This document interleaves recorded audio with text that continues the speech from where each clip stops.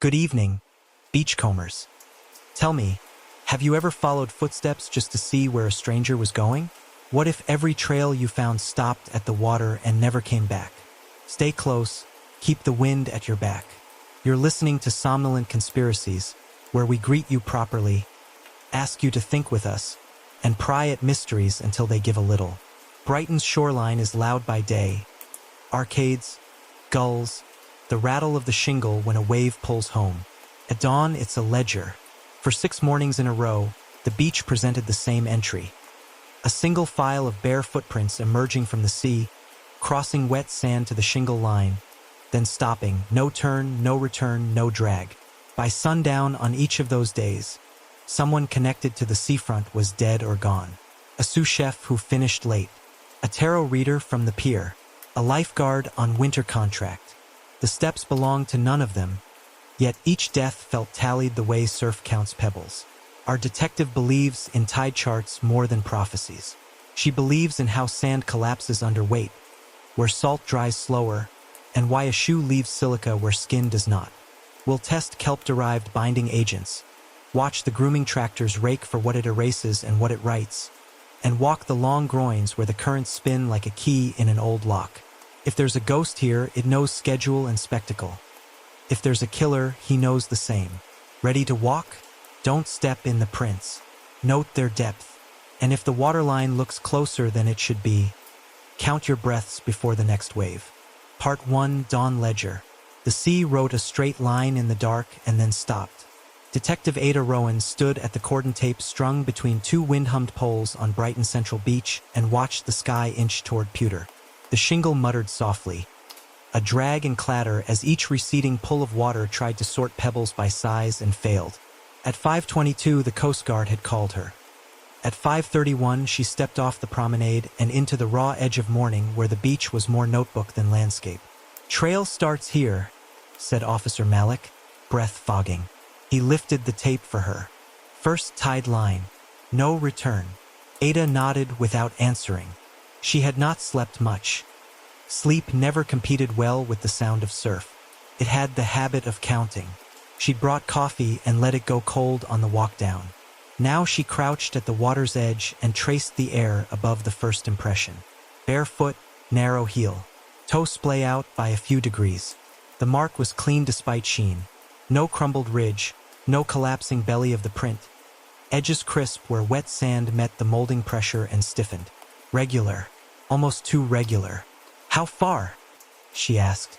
From the first step to the shingle ridge under the promenade. 60 meters, maybe a bit over, Malik said. Spaced near exactly. I paced it at 62, 63 centimeters astride. You'll want to check me. I will, Ada said. He shifted from foot to foot. We got the call in before the groomer started. We've held him by the pier with the tractor idling. Good, Ada said, and then, no one else on the strand? Wardens swept it at 4:45. 2 joggers on the promenade and a dog on a lead. We have their names. Ada rose. The horizon was a slightly brighter slab. Gulls were only silhouettes.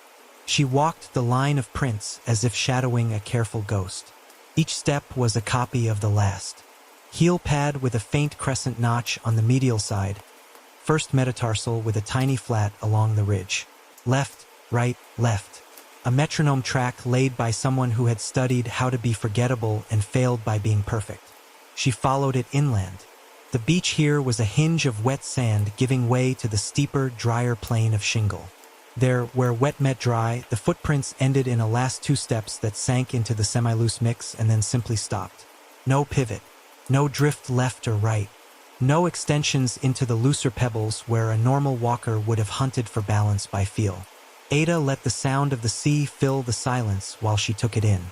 Behind her, the promenade lights clicked off in segments, turning the railing into a rib cage against the sky.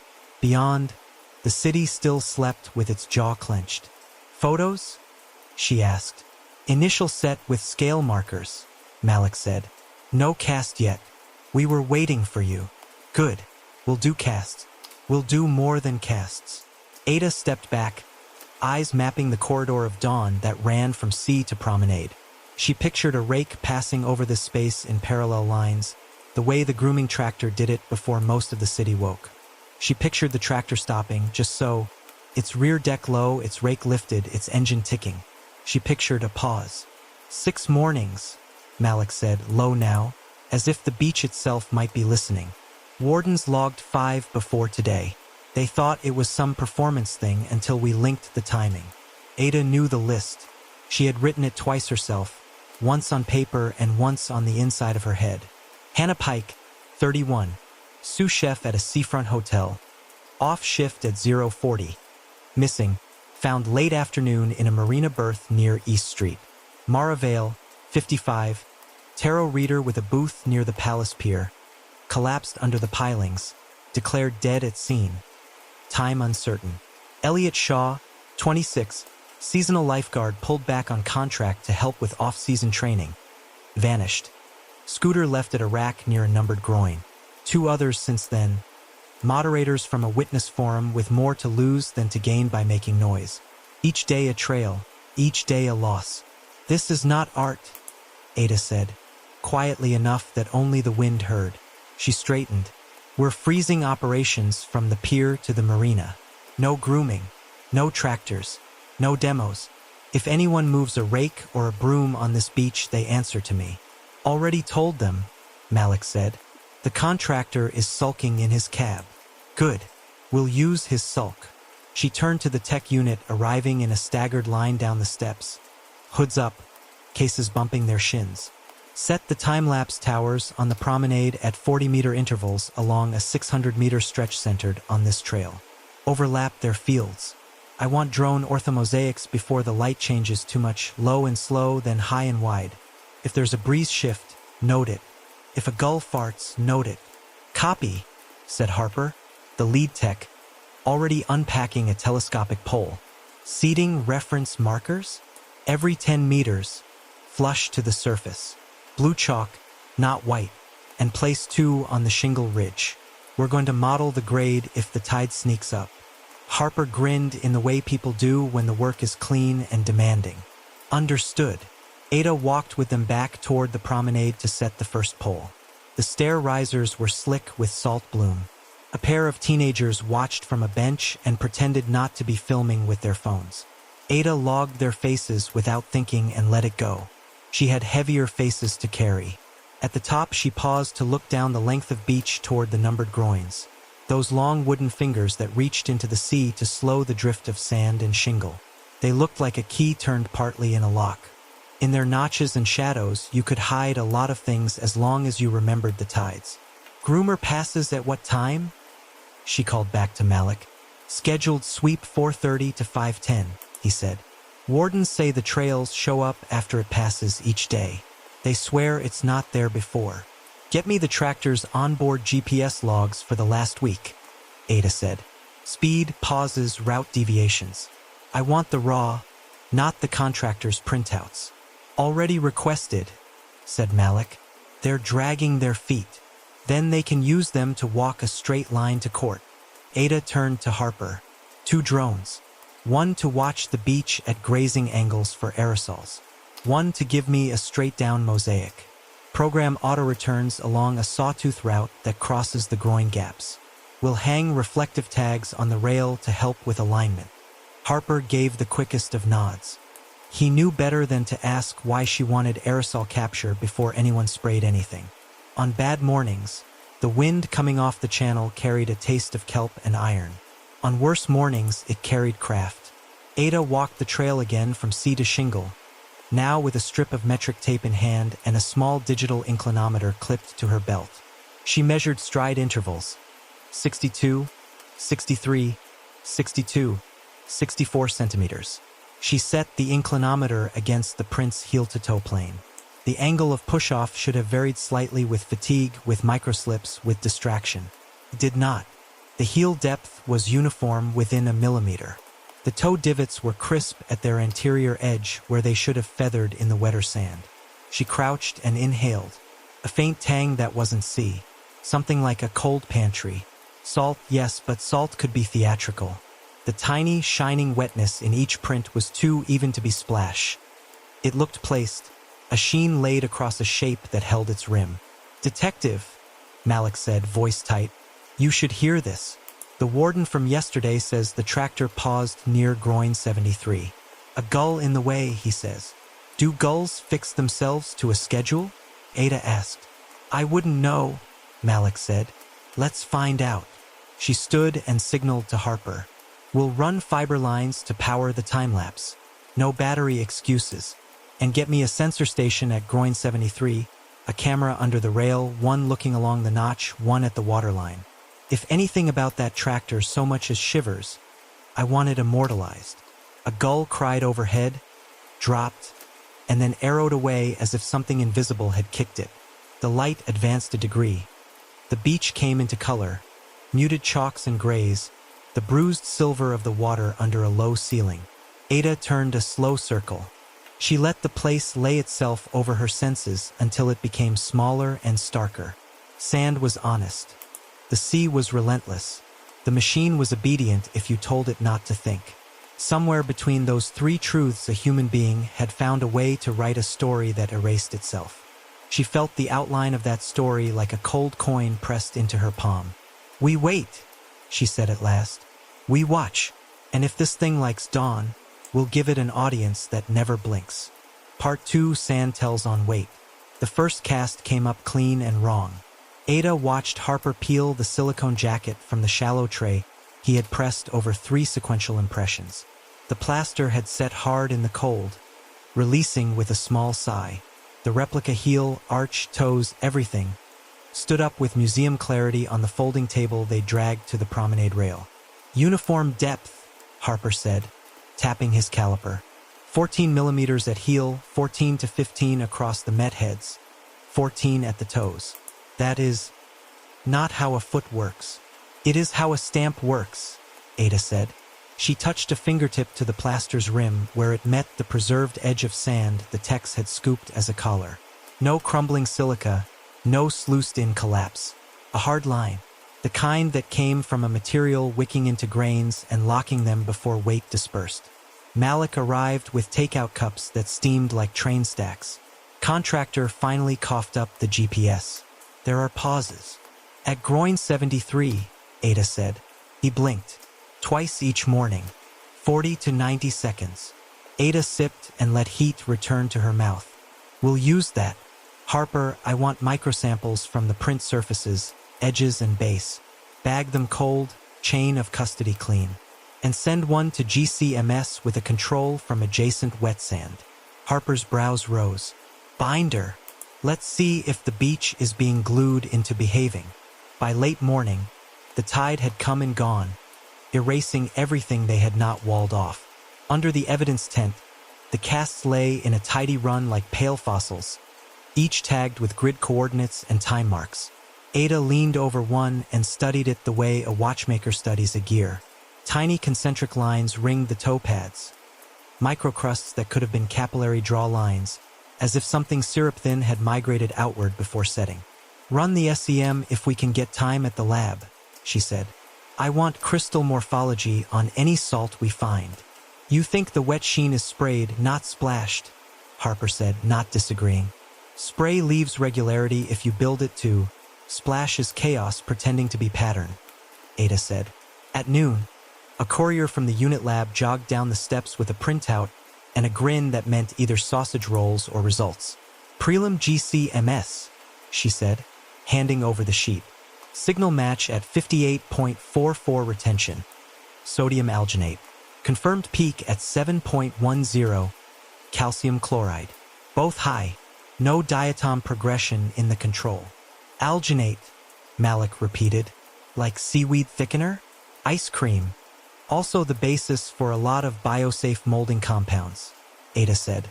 She pictured the dull packets she'd seen in craft stores. "Mix A, Mix B, pour, set. You can make a jelly out of it that sets when it meets calcium. It wicks. It hardens sand at the rim first where grains touch air the most." Harper was already dragging a case over. "If this is a stamp, we can build its ghost." He opened a foam-lined box and lifted out a squared sheet of rigid foam, beveled at the edges. In another compartment lay a shaped footprint carved by someone with artistic patience and too much time. "You've been busy," Ada said. "I get bored at training," Harper said pleasantly. "Alginate solution, 2%. Calcium chloride at 3. Fog sprayer for brine." He glanced at her. "Permission to ruin a corner of the protected zone?" "Permission to be careful," Ada said. They chose a rectangle of wet sand near the cordon where the sea hadn't gnawed back yet. Harper smoothed the surface with a plastic trowel, then misted it lightly with a hand atomizer whose nozzle hummed. The drone crew, not to be outdone, hovered a micro UAV at shoulder height, its rotors making a faint mosquito whine as it filmed. Harper and a tech in nitrile gloves spooned the alginate solution into a squeeze bottle and traced a thin bead within the footprint template. Then Harper set the foam foot down like a priest laying a wafer and pressed. Steady, no wobble, no roll, until the bevel met the sand. "Count to 30, he said, cheerful, and they all counted because sometimes science needed chorus. When he lifted, the print gleamed. The rim edge was a crisp knife line. A shallow wetness sat inside the impression like varnish. Harper's calipers measured depth at 14 millimeters everywhere he cared to poke. "That's a fake's honesty for you," Ada said. She crouched and inhaled. The faint pantry note of calcium chloride lay under the general sea rot. "Do it again with a side breeze. 50 degrees off." They did. The results matched.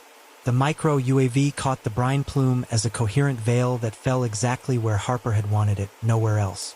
It looked like a rain that obeyed. "Spray droplets form cubic sodium chloride crystals if they evaporate clean," said Harper, eyes on his tablet feed. "Splash crystals are more chaotic. SEM will tell." "It will," Ada said. She stood, the better to watch a gull swagger along the shingle like a small god. The bird eyed the wet print with unconvincing boredom and then stamped through the control patch instead, leaving chaos. It was strangely reassuring. Malik returned with a handheld from the tractor team. "Operator's name is Colin Voss," he said. "Says he paused for gulls. His key fob looks like it's been snorkeling." Ada turned the fob over. The rubber casing had bloomed with small white freckles where salt had chewed its way into superficial cracks. "Cabins don't surf," she said. "If he's telling the truth, someone used his fob or swapped it." "We pulled a swab from under the tractor's rear deck," Malik said. "Sticky. Smelled seaside." "Everything smells seaside," Harper muttered. "Atomized brine sticks differently," Ada said. "It leaves a texture when it dries, like the inside of a shell left too long in the sun." She handed the fob back in a bag. "Prints. Partial," Malik said. "We'll see if they match Voss." CCTV on the promenade shows a hooded figure stepping up onto the rear deck during the pauses, in and out under 90 seconds. "Angle?" Ada asked. "Rear quarter," Malik said. "Enough to see a shape, not enough to see a face." They were careful where the camera's dead zone sits. "I don't like that." "Good," Ada said. "I like it." He frowned. "Why?" "Because it means the method demands proximity. It's not random vandalism executed by chance.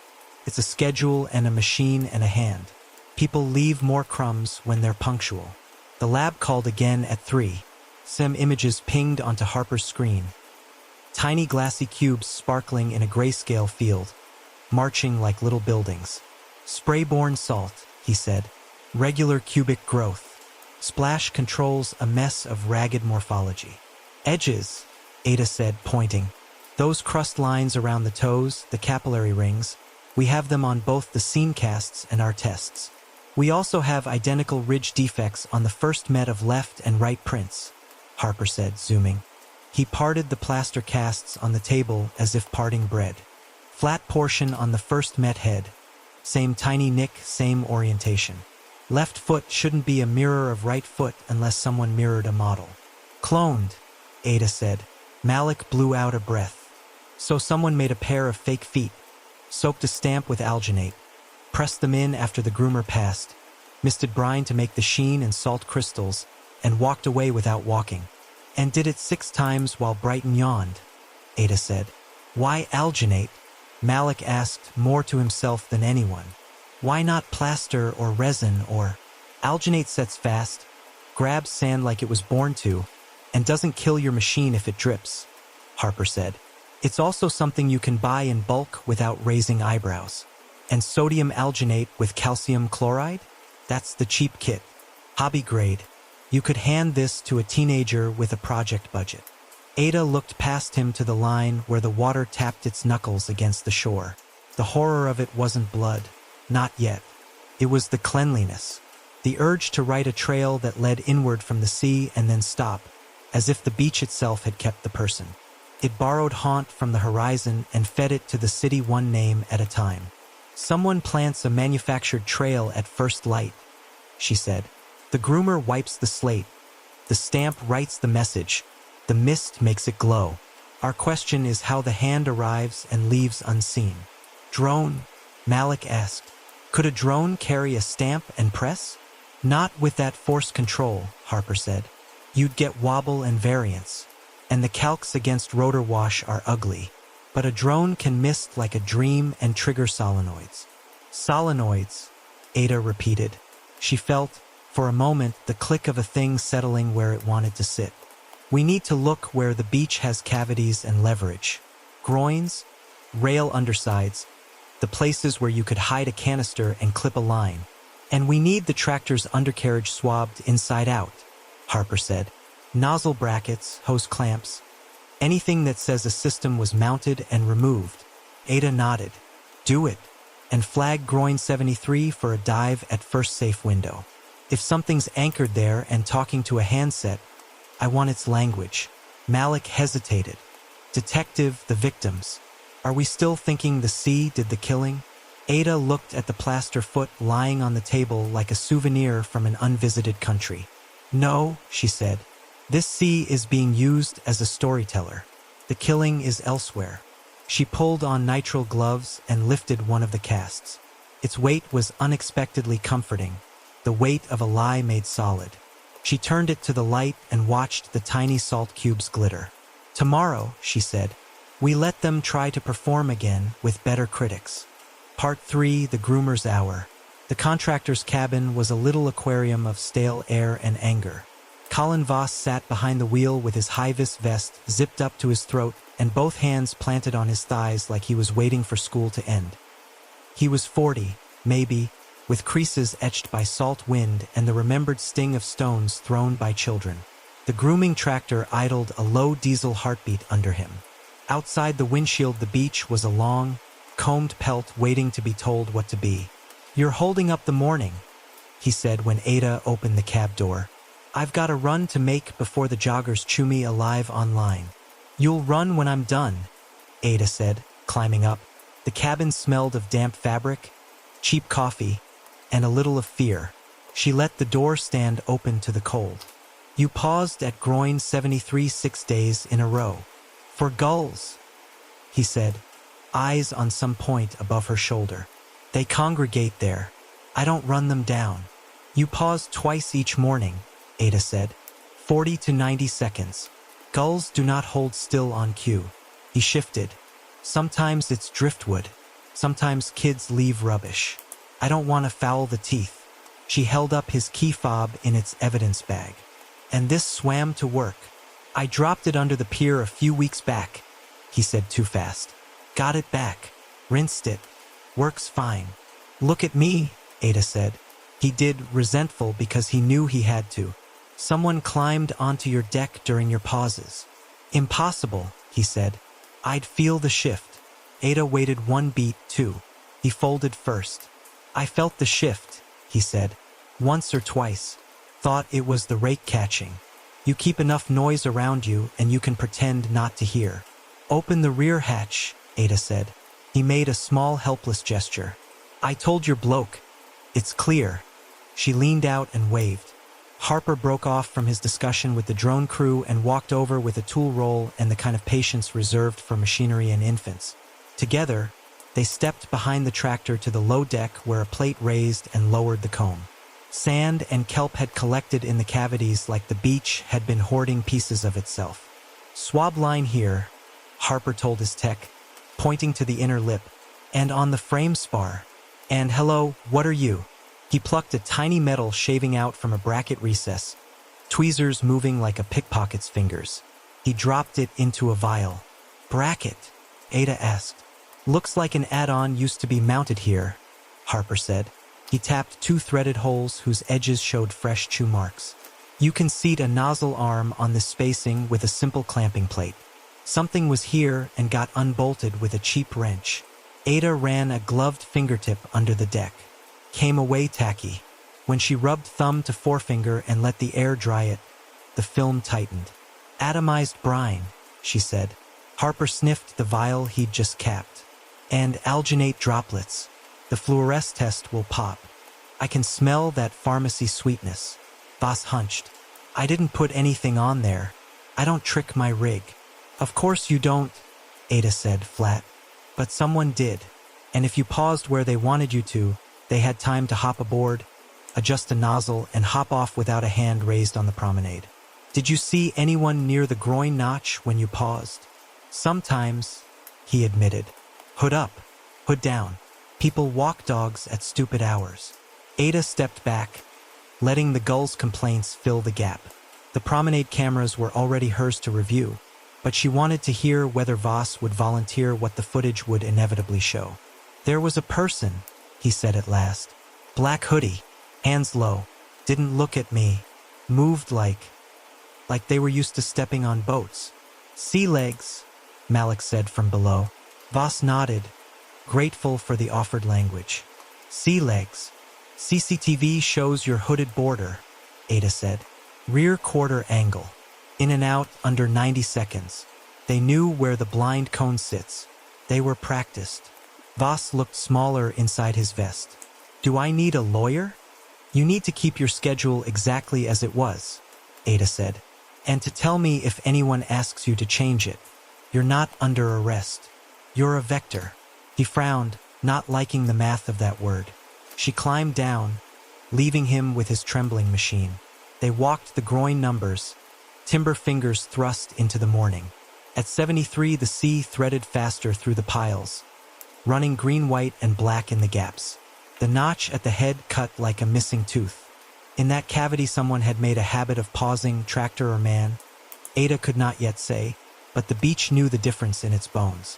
Harper crouched where the timbers met the shingle slope and worked a thin probe under a discoloration on the rail's underside. It flicked free a little disc, epoxy-glossed and dust-colored. "Bluetooth relay puck," he said. "Industrial hobbyist chic. Epoxy smear says recent sighting. Adhesive hasn't had time to go brittle."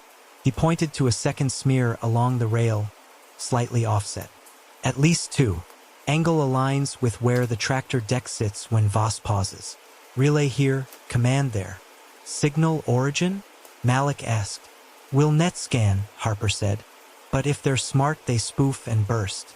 Still, a Mac has to live somewhere before it pretends to be someone else." Ada knelt on the shingle, ignoring the cold that went through her trousers with cat-like efficiency. The notch faced out to the chop, and from here she could see the black underside of the sea when a wave rolled just right.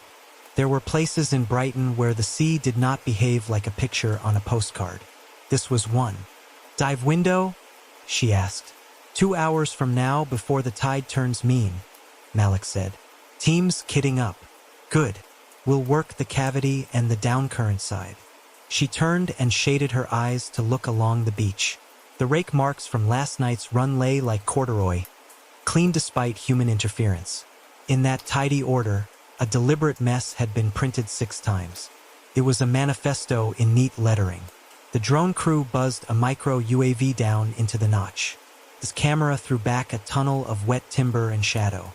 Sea gnats skittered over the surface like dots of mercury. Halfway along, the image caught a stutter of straight line among organic curves. "Hold there," Ada said. Harper froze the drone, then inched it sideways so the lens peered along the pile line. The straight line resolved into a cable tie's tail, trimmed imperfectly. It stuck out from under a rock like a chiding finger. "Cut kelp ties yesterday," Ada murmured, memory sticking the day's detail into her mouth. "Plastic cable today. People move to what's handy. Someone is clipping and unclipping hardware out here like they own the place." Harper said. You could stash a lot in these pockets. Ada stood. We're treating this groin as a machine bay. Tech it like one. Every void is a panel, every panel a compartment. Find the service lock. They methodically worked the shingle slope. A pale crate sat half-buried under tumbled stones on the lee side, corners softened by sun and salt and perhaps by a hand with sandpaper. It wore the scrim of sea like a costume. Malik popped its lid with a screwdriver. The foam inside had cavities cut to hold shapes. 2 cavities were empty. The others held feet. Foam core stamps in pairs. Sizes painted in Sharpie on the edge. 38, 39, 41. Each showed the same odd ridge flattening at the first met head. Each had a bevel to seat flush with sand. Each was inked with a faint bloom of white at the rim where calcium had dried. Manufacturing kit, Harper said softly, as if he'd found a reliquary. Not just play. Beneath the first layer, a nest of narrow tubing coiled like a sleeping snake. 2 small canisters sat in harnesses, one labeled brine, the other calc. A third canister bore a sticker for compressed air. A solenoid valve assembly, housed in a waterproof box, weighted like a heart. Triggerable mist rig, Harper said. Feed line runs out here. He tapped a drilled hole in the crate's far side, and clips to a nozzle under the deck. The solenoid opens when it's told. The atomizer sprays a brine fog across the stamp. The alginate goes down first with the stamp's contact. The CCL closes the net. He lifted the solenoid box. On its side someone had scrawled in grease pencil, 1'/2 push. Ada felt the small jolt of reading someone else's private label. It is one thing to finger an abstract mechanism, another to touch the handwriting that made it ordinary. Logs? She asked. Harper flipped the box, pried up its back with delicate violence, and exposed a tiny board with a set of status LEDs and a micro SD card riding shotgun in a slot. Please, yes, he said, and slid the card out like a magician finishing a trick. We'll see if the valve tracked its own rushes. UV the crate and the deck, Ada said, and dust what we can in this weather. Prince will be a prayer, but prayers sometimes pay. Detective, Malik called from waist deep in the notch, waiters squeaking. He was pressed against the piles, one hand on a slippery bolt, the other pointing down. Weighted canister, clipped to the lower crossbrace. Looks like more of the same. They brought it up on a rope like fishermen who had learned new fish. It matched the crate's rig, brine, compressed air, solenoid, this one faked to look like a piece of debris until you saw the valve. Someone turned this groin into a tap, Ada said, and the tractor into a brush. Back on the promenade, Harper sat cross-legged with the micro SD card in his laptop. Solenoid logs show 6 mornings, times matching our warden reports, he said, eyes narrowing. Control packets bouncing off those relay pucks you found. Packet headers tease a MAC address that keeps wearing different hats. Under the hats is a familiar skull. Spare me poetry, Malik said. MAC resolves to a block that used to belong to the Coast Guard's engineering division before it was reassigned, Harper said. Manufacturer prefix is clean, but the device identifier pattern is used by a certain line of laptop network cards. He glanced up. This is not a teenager's budget. Ada felt the case pivot the way a door does when a hidden hinge takes the weight. We need names. Colin Voss, Malik said, and whoever rode his deck. And whoever taught that deck to talk, Ada said.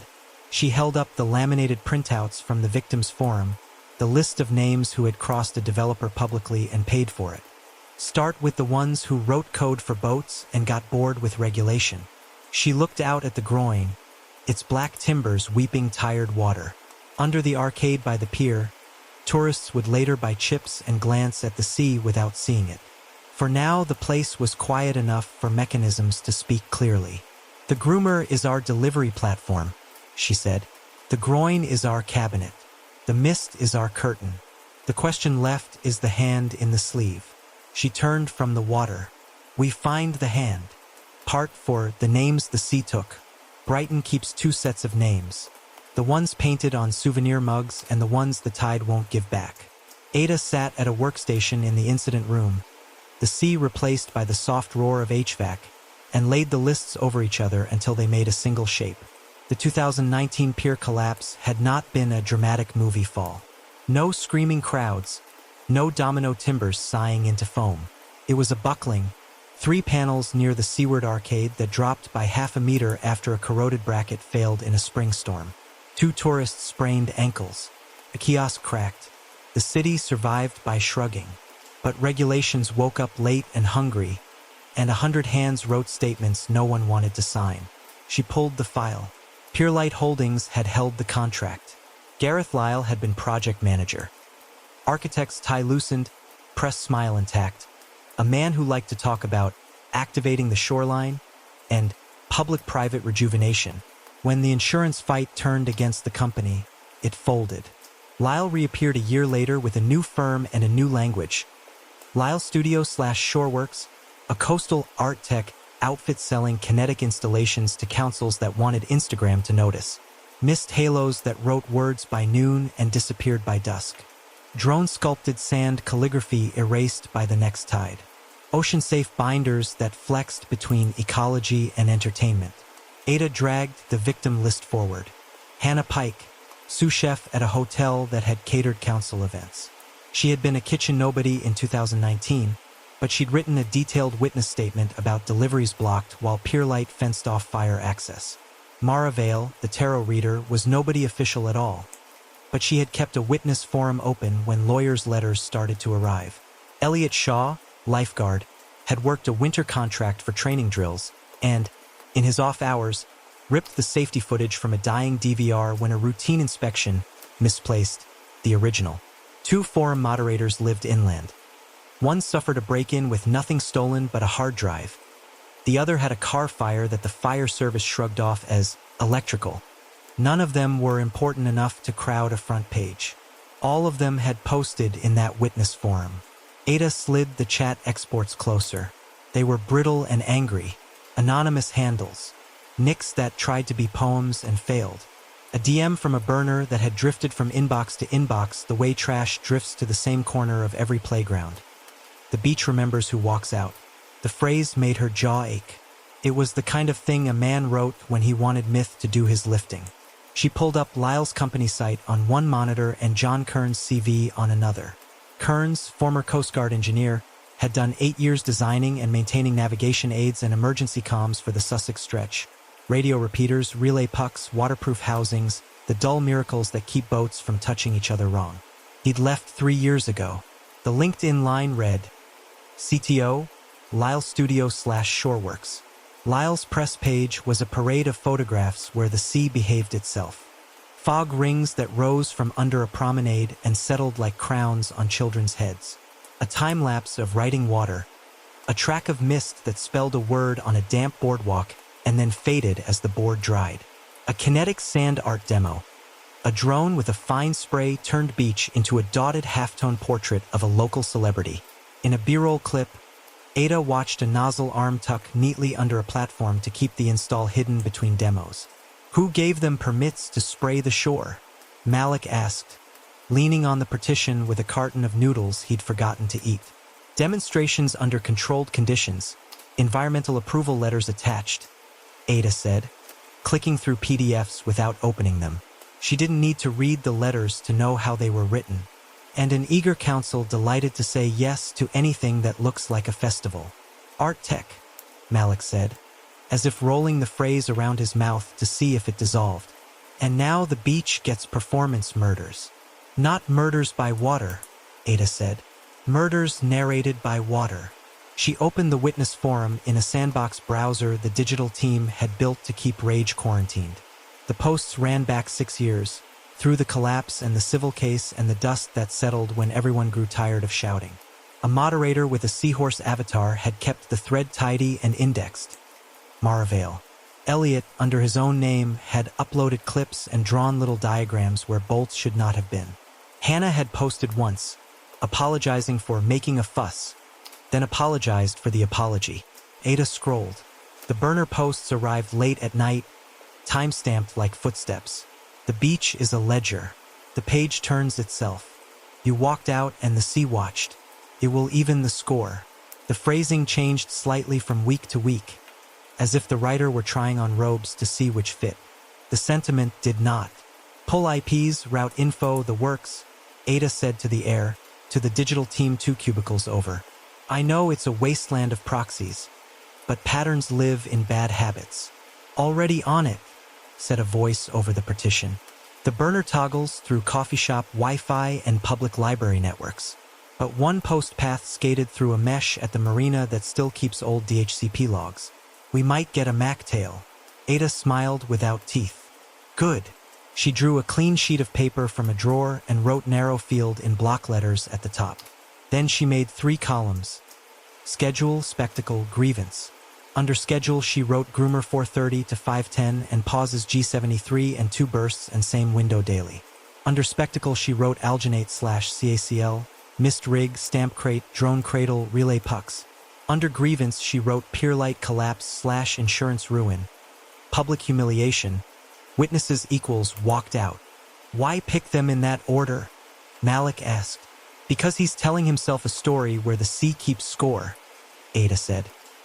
He wants to make the city feel what he felt when a plan buckled and left him on the wrong side of a payout. Revenge sells, so does performance. He gets both, a category of victim who pricked him, and a spectacle that sells him to himself. She pulled up Lyle Studio/Shoreworks again. The team page featured Gareth with sleeves rolled, watch flashed deliberately in a candid, and John Kearns slightly to the side with a face that didn't love cameras. The copy beneath Kearns, turning coastal systems into canvases, responsibly. Ada copied the line into her notes and wrote canvas is not equal to consent next to it. She mapped the victim's last known movements in red pencil on a printed satellite view. A line from a hotel back door to the promenade. A line from a pier booth to a bus stop. A line from a lifeguard storage cage to a friend's flat. 2 lines from inland addresses to the sea because grief does not care about neatness. Each line passed within 300 meters of groin 73. Under the arcade? Malik said, following her pencil.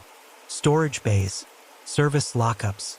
A man with keys can carry someone a very short distance and call it fate. Keys, Ada repeated. She filed the word with fob and relay and epoxy. There are men who believe that because they once oversaw a site, they never gave back the keys. And there are men who, after they lose a site, spend 3 years finding a way to keep it. If not legally, then in ritual. A knock on the partition announced a tech with wet cuffs and a sheaf of stills. He slapped one on the table. CCTV frame. The groomer paused, the hooded figure stepping onto the rear deck. The hood was up. The profile was long and thin, not bulky. The figure's balance was good even with the machine's subtle sway. Knees bending, weight over footfall as if the deck were a prow. Boat gate, Malik said again. The next still was a close crop, gloved hands at a bolt. Not clumsy council worker gloves, but thin neoprene, the kind sold at pop-ups near the beach for winter paddleboarders and show-off swimmers. The wrist seam had a small logo. Ada didn't need to enlarge it. She had seen the same logo in a hero shot on Lyle's product page last summer. Shoreworks had sold out of a collab neoprene line at a kiosk by the pier. They're not shy about mingling commerce with grievance, Ada said. The digital team called across. Got your MacTail. The marina mesh tossed an old lease. Date maps to the second morning's DM. OUI resolves to a card line used in 3 laptop models. We cross-checked the studio's procurement records and... Stop, Ada said. Not to halt them, but to interrupt her own surge. She tapped Kearns' name on the screen. He'll have a laptop that can spoof and a grin that says he doesn't like being told he can't. You think Kearns is the hand? Malik asked. I think Kearns is the hand that built the glove, Ada said. And Lyle is the hand inside it. She pushed back from the desk. She could feel the case breathe. A thing that had been crawling on its belly lifting its head. Flag Lyle and Kearns for full workups, she said. Phones, vehicles, warehouses, marina slips, storage under the arcade. I want purchase orders for calcium chloride by the ton and alginate by the tub. I want a list of demos where they used drone misting and kinetic sand art. I want every council one-pager that praises their ability to disappear. On it! the room answered, a chorus at last. Ada looked once more at the burner phrase, "The beach remembers who walks out," and wrote a translation in her own hand beneath it. "A man wants credit for an element's patience." She closed the file and stood. The horror here was not that the sea took names. It was that a person had decided he could write them on the water and then blame the weather. "Lead out." Ada flagged Gareth Lyle and John Kearns, one for grievance and spectacle, the other for schedule and mechanism, and drew a line from their names to groin 73. The beach would have its audience. They would have theirs. Part 5, Groin Keys. The sea worked the gap at groin 73 like a mouth worrying a loose tooth. The timbers ticked and sighed. By the time the dive team arrived with their black bags and matter-of-fact jokes, the tide had slackened into that ugly lull that looks like mercy and isn't. Ada stood on the shingle shoulder with Malik, watching neoprene figures become heads, then shoulders, then slick black commas sliding under the cross braces. Two on the brace, one sweeping the bed, the lead diver said around his reg. "If there's kit down there, it won't love being looked at." "Tell it I brought flowers," Ada said. They vanished. The surface quivered. Above, the sky brightened a fraction. Gulls moved to the lampposts and made priestly silhouettes. The groin itself felt alive under Ada's palm.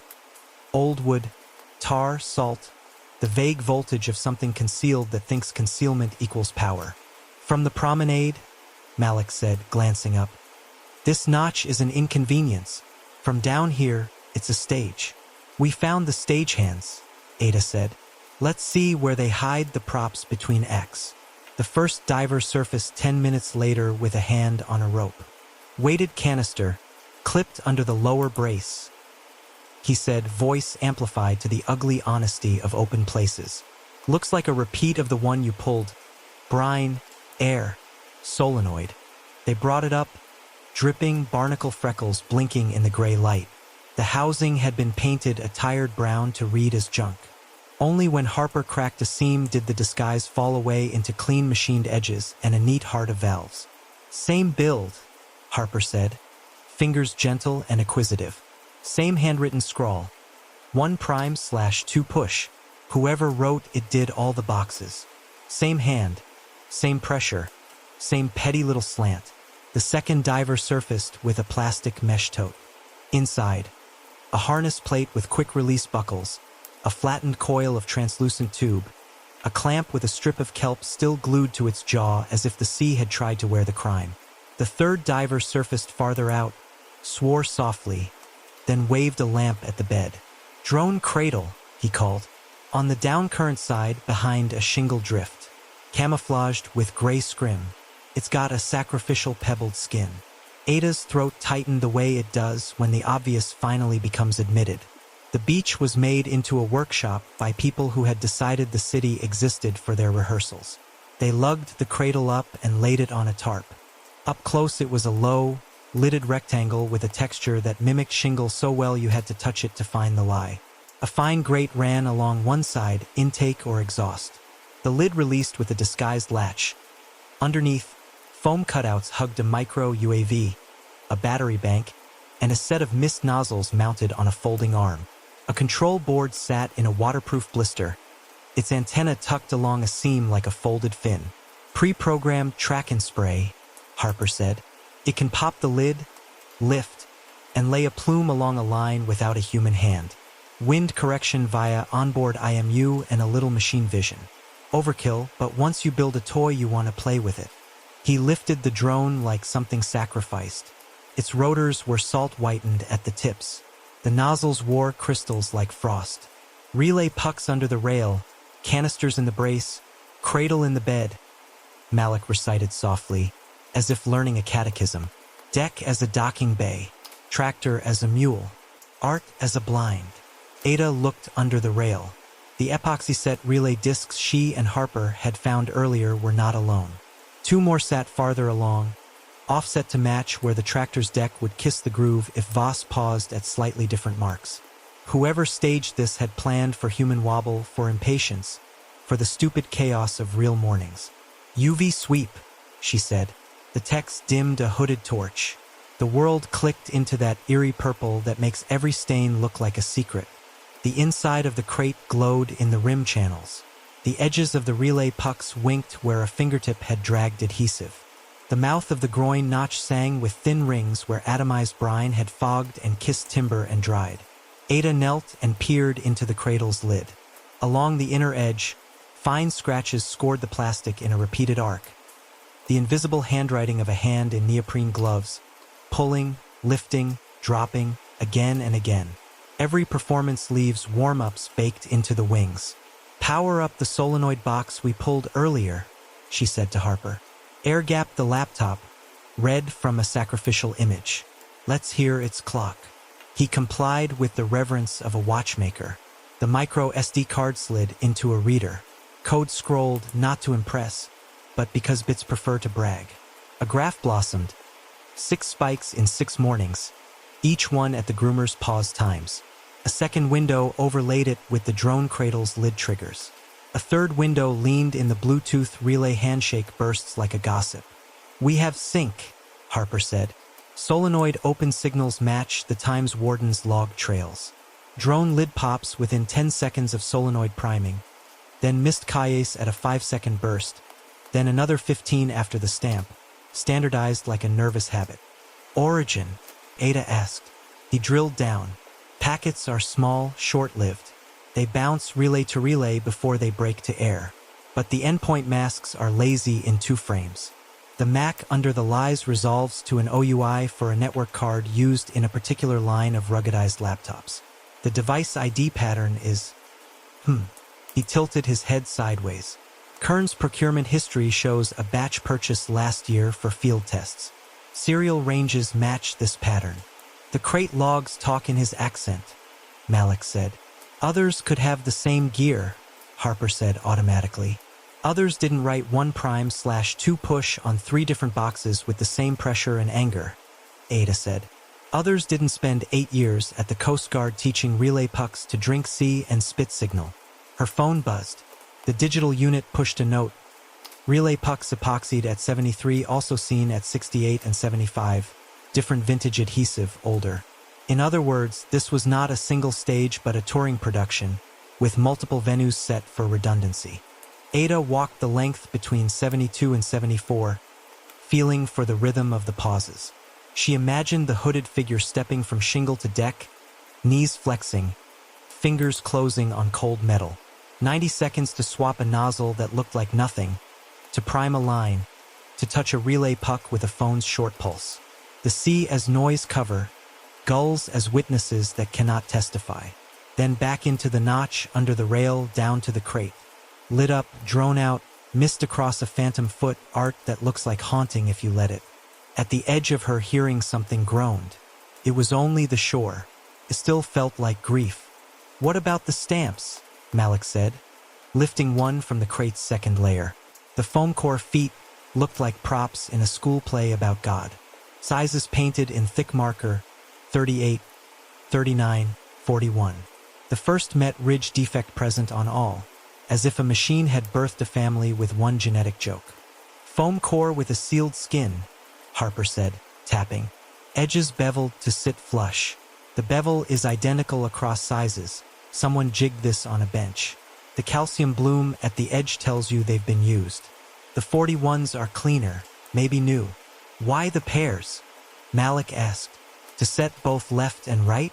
But the interval never showed variance. "Set left and right sequentially, like laying a stamp into a stamp pad," Harper said. "The interval we measured comes from a jig on the deck lip I still haven't found. We'll find it or it's ghost. 2 little cut kelp ties, a shaved cable tie tail telling us where it lived." Ada checked the underside of the deck again. Fresh scrapes on a spar aligned with a footprint's width. Simple physics. Press the stamp, draw away, mist. Repeat. A ritual chanted in polymer and stainless. "I want every crate cavity swabbed," she said. "And the drone's firmware cloned off. If they loaded tracks, we'll match the path to our recordings. If we're lucky, someone flashed this bird without wiping its EEPROM, and we get a sloppy signature. People treat memory like it's either perfect or disposable," Harper said. "It is neither." They moved up to the promenade with their haul. Tourists were beginning to seep along the rail, necks craned, eyes bright with the hope of blood unearned. Ada ignored them, the evidence table filled. Crate, canister, cradle, drone, stamps, relay pucks blooming under UV like sea anemones, solenoid box with its ugly poetry. The case smelled of salt, plastic, damp wood, and the cheap fruity ghost of alginate powder. Get a quiet warrant for Lyle Studio/Shoreworks, Ada said. Warehouse, van lockups, demo rigs, marina slips. They stash spares. They practice. Somewhere there's a bench with a jig and a trash bin full of offcuts. And Kearns, Malik asked. We'll speak to him with more than questions, Ada said. But I want to walk into that room with his laptop already confessing. A junior tech jogged up, hair in defeat. We pulled control packet captures from the relay pucks you didn't see, she said, breathless. Template hashes match Kearns' laptop image from a council grant demo last year. The Mac under the spoof is his card. He changed the hat. He didn't change the skull. Ada let herself breathe out. The line she had drawn from schedule to spectacle to grievance settled into a triangle that held weight. Mechanism nails to Kearns, she said. Now we link hands to homicide. She looked back at the notch. The tide had taken a step closer. The sea likes to be in the room when you talk about it. Somewhere under there, the groins braces creaked. Somewhere in a lockup under the arcade, a dolly waited with salt line on its wheels. Somewhere in a rented office, a man paced in a hoodie, counting breaths until dawn, misting himself with the idea that the shore was his accomplice. Bag it all, Ada said. We found the keys to the stage. Next we find the actor entering on cue. Part 6, the drownings that weren't. The mortuary smelled like coins and lemons rubbed thin. Dr. Priya Damra kept one hand on a chart and the other on the table's edge, as if the dead could lurch and she preferred to be already steady. She was small, decisive, and spoke as if sentences were sutures. Hannah Pike, she said, and lifted the sheet only far enough to expose a mouth that still looked offended. Water in the throat, none where it matters. Ada stood where the steel met tile. The ceiling lights turned every surface into an inventory of reflection.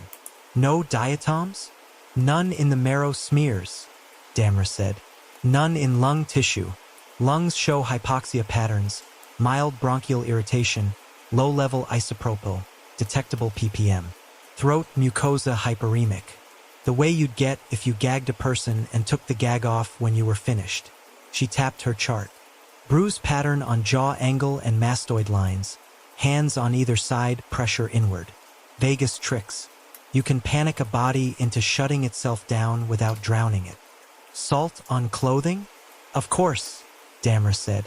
She was found in a marina berth, but not in the distribution you get with aspirated salt water. Surface crystals, not pulmonary ingress.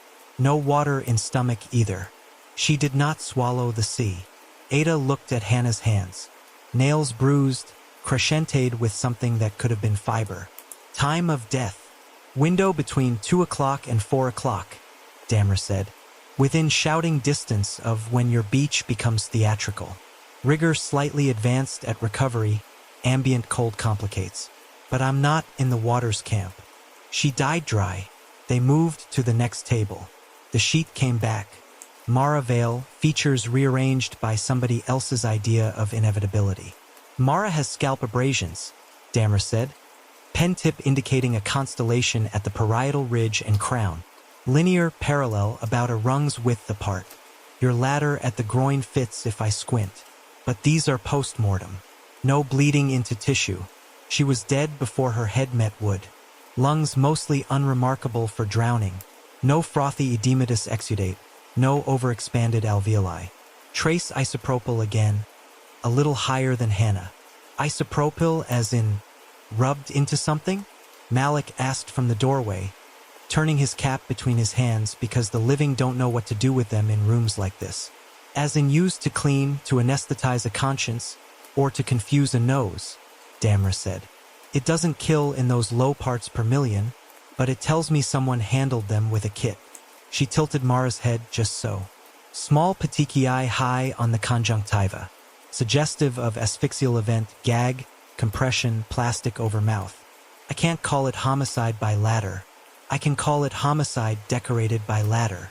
Decorated, Ada repeated. Performance murders, Dammer said. You know this already. I'm just writing the program notes.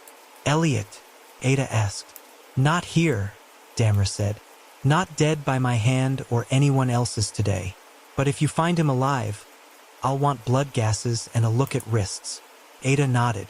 Wrists, the simple, old, ugly story. The living body keeps a ledger too. They left the dead to their practiced silence and walked the corridor where the fluorescent lights made everyone look briefly like they were telling the truth. Ada felt the case shedding its last excuses. The sea had provided a stage and a prop list. The killing had preferred dry ground and private locks. Back at incident, boxes from the groin lay open on tables like opened rib cages. The UV had dried. The spots on the relay pucks no longer sang. The drone cradle's lid was propped against a stack of forms. The stamp crate in the wrong light looked domestic, something a careful man would fetch from a shed when he wanted to fix a fence. Footage, Ada asked. Harper swiveled from his monitor. Drone firmware clone complete. Whoever programmed this bird left a low battery failsafe pinging a house SSID once in test mode.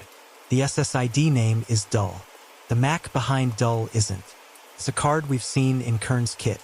Also, the path files are timestamped with UTC offsets that match the Marina mesh pings on your burner DMs. Malik set a banker's box on the table. Warehouse search came back spicy. Lyle Studios lockup on Shoreham Road has pallets of calcium chloride in 2-kilo tubs and industrial bags of sodium alginate pretending to be for eco-safe art. Receipts match festival dates. They also have copper wire spools, fine gauge, used in pier conduit replacements. Offcuts in a trash bin. We've got trace from your victim's shoe seams that maps to both the calcium chloride dust and that copper's oxide mix. The bundle is not subtle. Rope fibers, Ada asked. Zip ties by the 100, Malik said. Cut ends with the same cheap serration pattern you saw scar the alginate skins on the prints. And a folding dolly with salt bloom on the axle caps. Teak salt by color. What you get if you will something over a jetty one time too many. Service lockups under the arcade? Ada asked. Request in, Malik said. We'll get slow-walked unless we pull a louder lever. But a night guard likes us. He says a man with a hoodie and a bright contractor pass uses Bay C on off hours. Contractor pass, Ada said. She thought of keys again, and of men who believe possession does not end when permission does. The lab chimed them mid-sentence. Trace report. Alginate flex in cuff seams of jacket recovered from Pebble Berm near groin 73. Jacket labeled, Elliot Shaw. They'd bagged it yesterday, almost embarrassed by the coincidence. The beach had finally shown a tell that wasn't rehearsed. Alginate on cuff seems because he fought and brushed a stamp box or a deck, Ada said. Or because he was carried past something still tacky. His scooter was left near 73, Malik said. Glove box open, nothing taken. Who lures a lifeguard back to the beach in winter? Ada asked. Someone who speaks his language. Training. Settlement talk. Guilt with a smile. She pulled the whiteboard closer and erased drownings with a single pass. Under cause, she wrote. Asphyxia/incapacitation. Post-mortem staging near water. Under means, she added, gag, cotton liners. Isopropyl trace, zip ties, dolly, lockup Bay C. Under signature, she wrote, ledger motif, foot trails, misted sheen, 1'/2 push. Fine copper dust in shoe seams, Harper said, skimming the lab's longer report. Not much, but more than random. It lives in old conduit and in spools like the ones Malik found. A warehouse man is a messy man. His mess does our work. Ada could feel the room beginning to align, an orchestra of machines and habits told to play together. Damra's lemons and coins air clung to her coat. The acid of it made the picture sharper. If Lyle had suffered by the sea, he had decided to make the sea suffer him. He had borrowed mechanism from Kearns the way a preacher borrows a church and then calls it God. We need hands-on proof, she said. Kern's hands on the solenoid, Lyle's hands on victims. We can squeeze Kearns with the solenoid logs and the cradle lid scratches, Malik said. And with the relay puck Max. He's already halfway confessing in his procurement trail. He'll say spectacle, not homicide, Ada said. We make him say spectacle while the other man chose targets and carried weight. Targets, Malik echoed, glancing at the victim list again. The forum felt suddenly heavier than its HTML deserved. Ada looked past him to the window. From up here, the beach was a long gray organ. On mornings like this one, it played one note and waited for someone to match it. The killer had learned to hum along, to tune his anger to a municipal pitch. It was intimate and public at once, and that intimacy, more than the blood, gave the horror its shape. Dispatch, Harper said without looking away from the screen. Wardens texted. The grooming contractor is sulking again. He wants his normal run back tomorrow. He'll get it, Ada said. On our terms.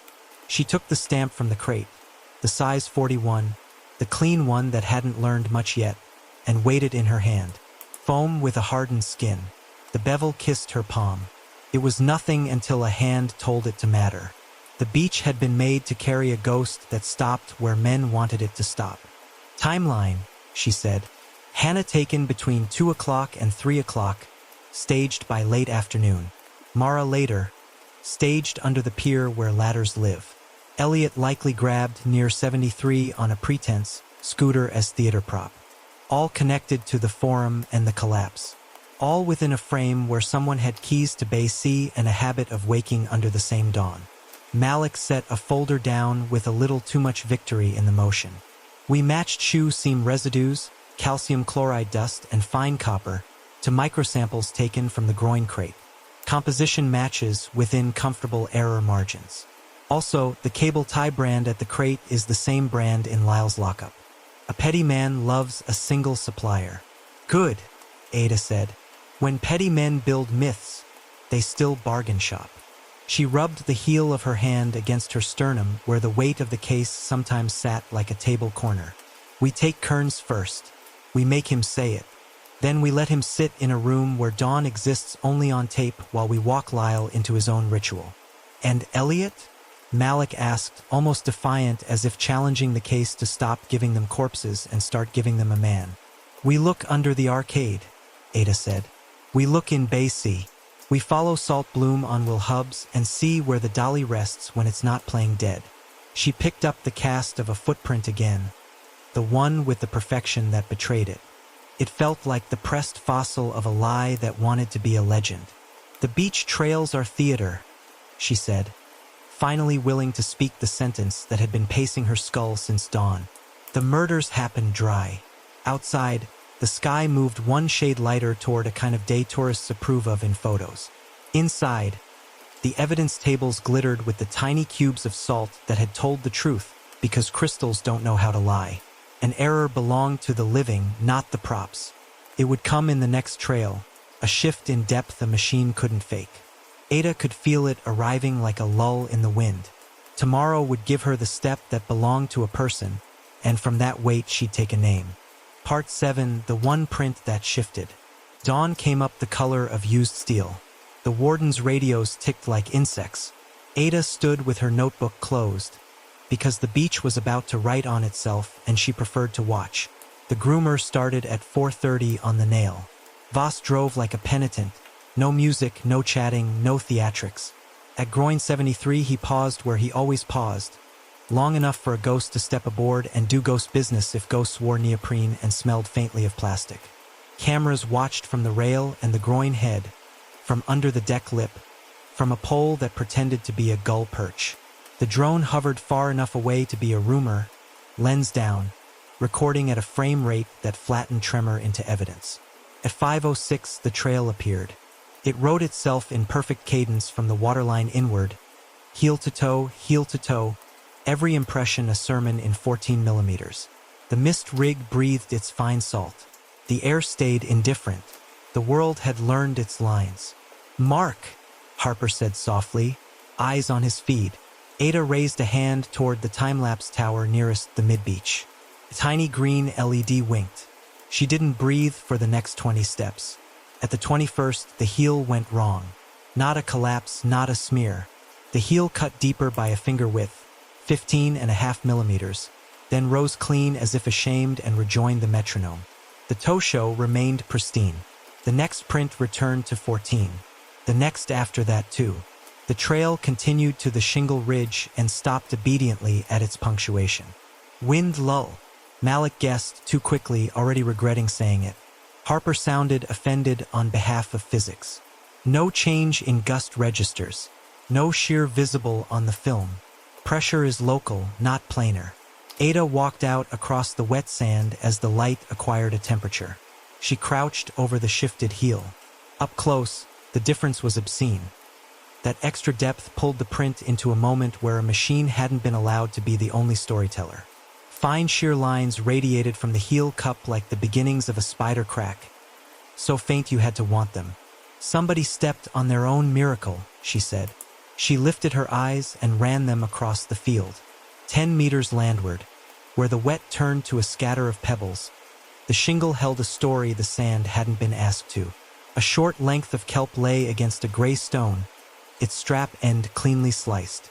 Not torn by a wave or worried by sand. Cut. The cut had the crisp, stuttering handshake of cheap serration. Ada knelt on the shingle and picked the kelp up with forceps. It dripped a patient brine. Yesterday's ties were plastic, she said. This is an older fix. They used what the beach handed them until they could upgrade. Fresh slice, Malik said, leaning in until his breath fogged the forceps. No slime at the cut edge. Whoever cut it did it within the hour. Harper jogged over with a micro swab kit, eyes bright in the way people get when a system fumbles. He took a shaving of the alginate skin from the shifted heel's rim, then pressed a soft silicone pad against the cut face of the kelp to lift any residue. If a blade came through here and through alginate in the same breath, he said, it'll brag about it in serration microsignature. Ada's phone vibrated. A push from the aerosol drone. She glanced at the thumbnail. Fine salt bloom drawing regular cubes on timber again. Obedient as a drill team. She let the image die. The beach's second act had done its job by going wrong for half a second. Back under the promenade tent, the time-lapse footage rolled on a big screen while the tide licked everything it could reach like an unhurried dog. They watched the trail print itself frame by frame. At the 21st step, the heel sank and then rose as if lifted by something with a conscience. The sand did not blur. The air did not gust. There was no sudden shadow to suggest a gull landing or a tossed rock. A narrow, dark blur moved in from frame edge for a single beat. Something quick and low, and then it was gone. Ankle? Malik asked. Knee? Neoprene, Harper said, and zoomed until the blur was only pixels. Something black and tight. Could be sock, could be glove cuff. But the heel shear tells me weight, not hand pressure. A person stepped down to steady the stamp. A lightweight person, Ada said, or one with most of their weight braced elsewhere. The heel didn't bottom to the bevel. Harper's calipers made small clicking noises as he measured the molds they'd poured an hour later. 15.5 on the shift. 13.8 on the next step. Slight under, likely because the alginate at the rim had begun to skin and resist. The slip lines at the heel arc 7 degrees clockwise. Right foot. They ran the kelp-cut silicone lift under a comparison microscope next to shavings taken from the alginate skin of Monday's cast where a blade had nicked too close. The micro-serrations were a barcode. Long tooth, short tooth, burr on the third. Repeat. Repeat. Model match to common rescue blades with sheepsfoot profile, Harper said. Cheerful as a grave digger with a perfect spade, he tapped a database window. Specifically the Coast Guard issue sheepsfoot from 5 years ago. Discontinued last year when they changed suppliers. The serration pattern is distinctive in the old run. Everyone sharpened away the burr differently. Our burr survives because someone is lazy or sentimental. Kern's old kit, Ada said. He left before the supplier change. Neoprene fiber? Malik asked, almost hungry. Harper lifted a piece of tape he'd padded along the edge of the shifted heel's rim. Under the microscope, a short synthetic filament showed itself. flattened where it had rubbed sand, the cut end melted to prevent fray.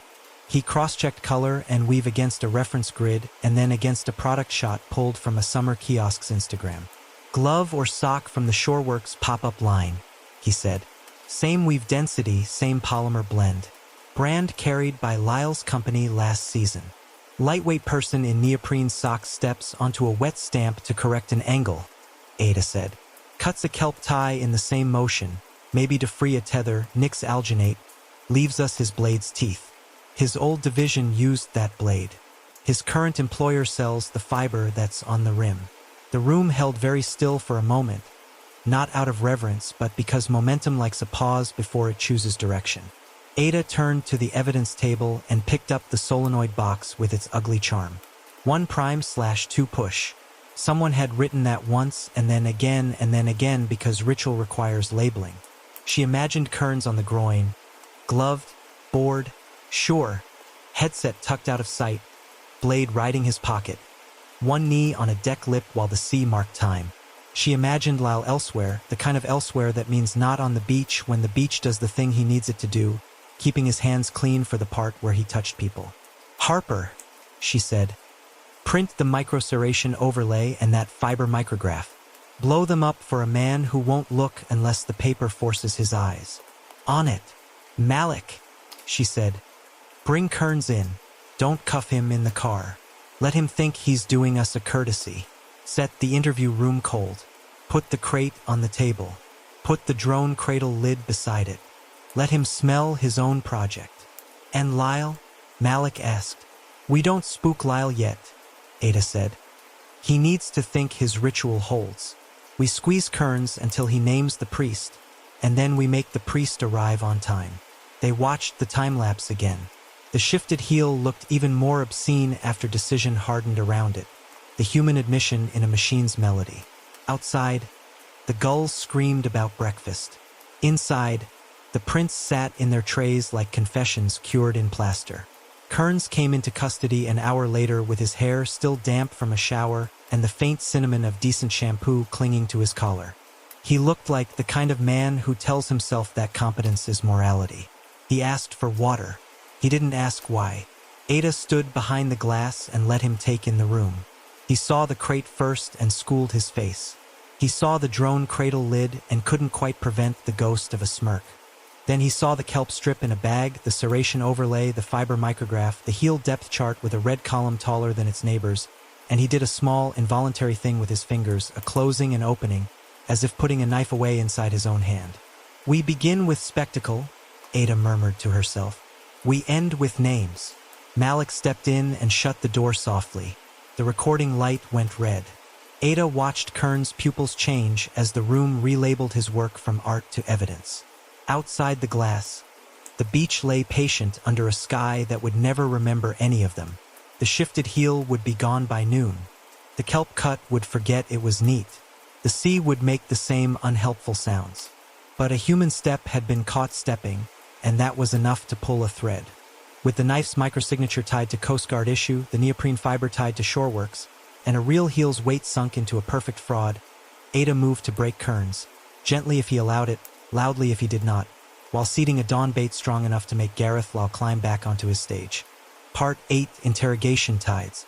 Interrogation Room 3 was set to North Sea. The air bit at the nose. The table was steel on steel. The chair legs made the kind of noise people remember when they wake at 3 a.m. The crate from Groin 73 sat on the far corner like a pet that had learned to sit.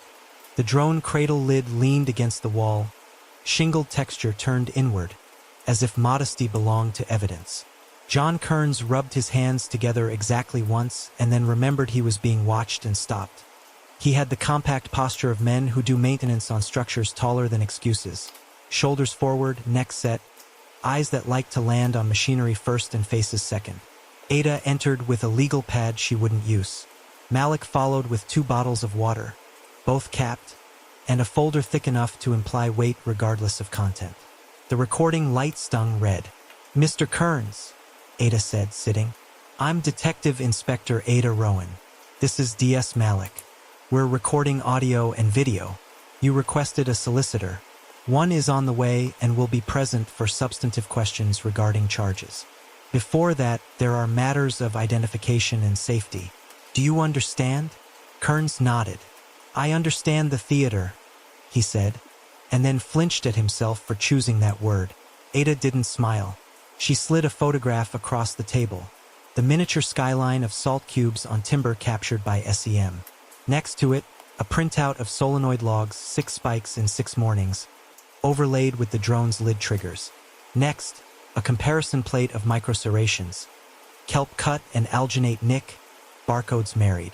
Then the fiber micrograph, neoprene filament with its melted end, beside a product shot from Shoreworks pop-up last summer. The gloves weave density annotated like a hymn. He looked where she asked him to look. He was good at that. It made things easier and worse. That's my engineering, he said finally, voice quiet, as if he'd been asked to identify a body and found nothing to correct. The relay topology, the solenoid timings, the cradle lid latch. The serration is old habit. The fiber is from a glove we sold because people like to touch water when it is cold. And the writing on the boxes? Ada asked, placing the solenoid unit on the table so that 1'/2 push faced him. He glanced and gave the smallest, most pained wince. I write for other people's hands. They forget steps. You wrote for Gareth Lyle's hands?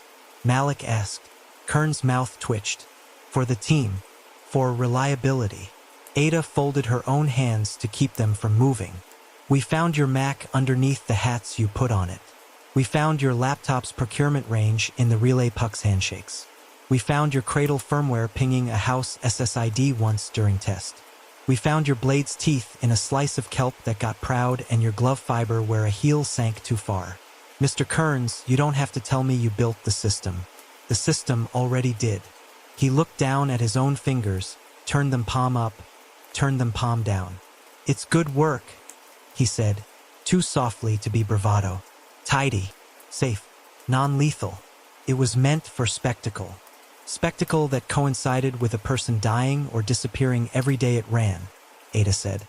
You built a queuing system for a killing ritual. His eyes flickered. There it was, a front stitched to fear. I didn't touch them. Then tell us who did, Malik said. Kearns leaned back until the chair clicked.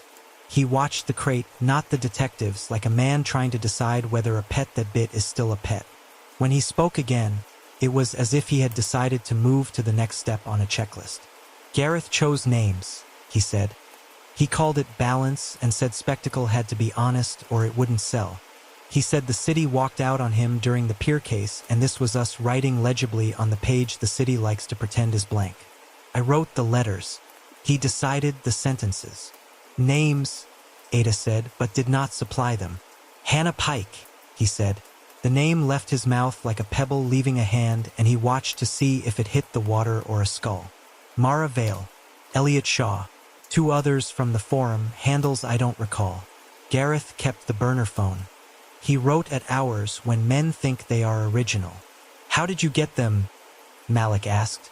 From moving to missing. Kearns swallowed and woke the microphone in his throat. Keys. The service lockup under the arcade Bay C has a master cylinder that never got changed because paperwork and pride. Gareth kept a copy from Pier Light days. He told me he did.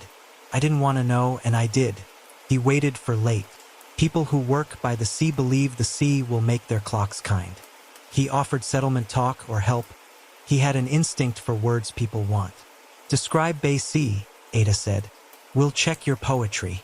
Double roller door inside a caged corridor, he said. Grateful to inventory. Electric main off most nights. But the emergency light sticks at the back buzzes if the ballast is damp. Concrete floor with salt bloom fanning out from one crack, like a map of a river you could drown in. Shelves on left. Paints, rust converter, plastic bins labeled deck bolts, and never throw away, which is where normal people put things that should be thrown away. On the right. An old folding dolly with teak patina on the handles where 100 hands ground salt into the grain. Zip ties, Malik said. Box on the middle shelf, Kearns said. Black, medium width. Serrated cheap. He cuts them with the rescue blade he shouldn't have kept but did because once the sea gives you a knife you pretend it asked you to keep it. He uses cotton liners under gags because foam tape looks ugly in his head. And Elliot Shaw, Ada said, soft enough that the room leaned forward to hear. Alive. Kern's face did a small thing, something human and ruptured. When I last saw him, yes, he said. Gareth told me not to go to the lockup when he was carrying his word. He said I make noise with my breathing. But 2 nights ago I delivered a box of line to Bay C and I heard, not a person, not words, breathing behind a door that said kayak in peeling letters. Short, fast, a sound you keep alive because you don't know what else to do. Ada felt the room's center of gravity shift. The horror in a case like this isn't always the bodies. It's the air a bound person is forced to breathe. What time does Gareth run the ritual? Malik asked, voice carefully dull. Dawn, Kern said. He likes the groomer's noise as cover. The tractor a metronome. He calls them wind windows, gaps where mist sits right. He has a spreadsheet because of course he has a spreadsheet. He can tell you the best days to write, the days to postpone, the way gulls loaf when the barometer falls. Where does he approach from? From the west, Kern said.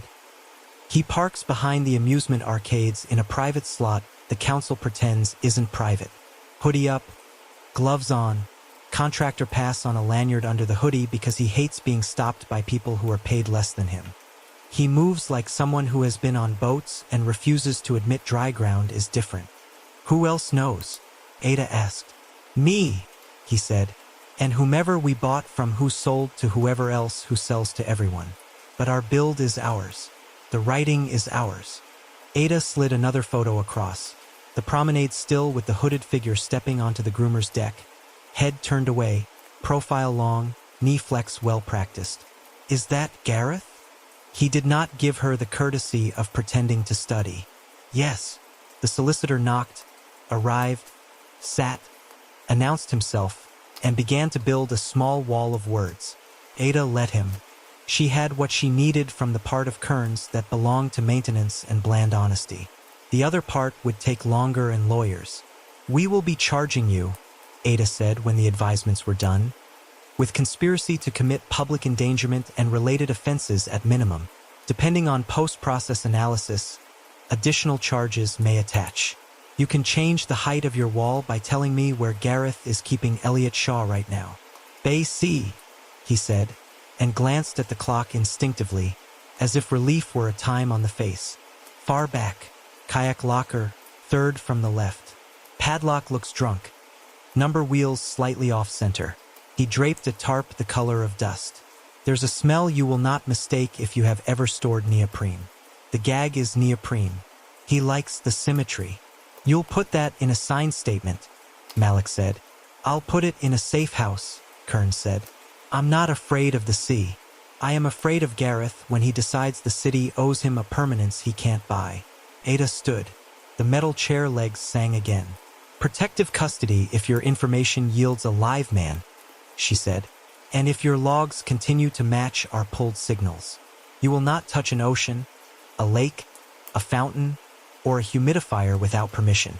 Do you understand me? He surprised himself by smiling, brief and bitter. We turned the beach into a ledger, he said. You're turning my air into a rule. I understand. Good, Ada said. She gathered the photos. Because now we're going to erase your boss's handwriting. They moved fast because dignity grows slowly in the dark. The team split. One unit to the arcade with bolt cutters, first aid, oxygen, blankets. One to Lyle's office with a warrant disguised as an apology.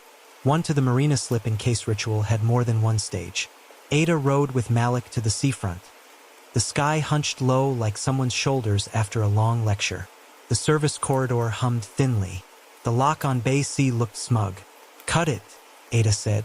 The door rolled up with a mournful rattle. Air tumbled out that had learned the shape of a human mouth and kept it. The room was exactly as Kearns had described.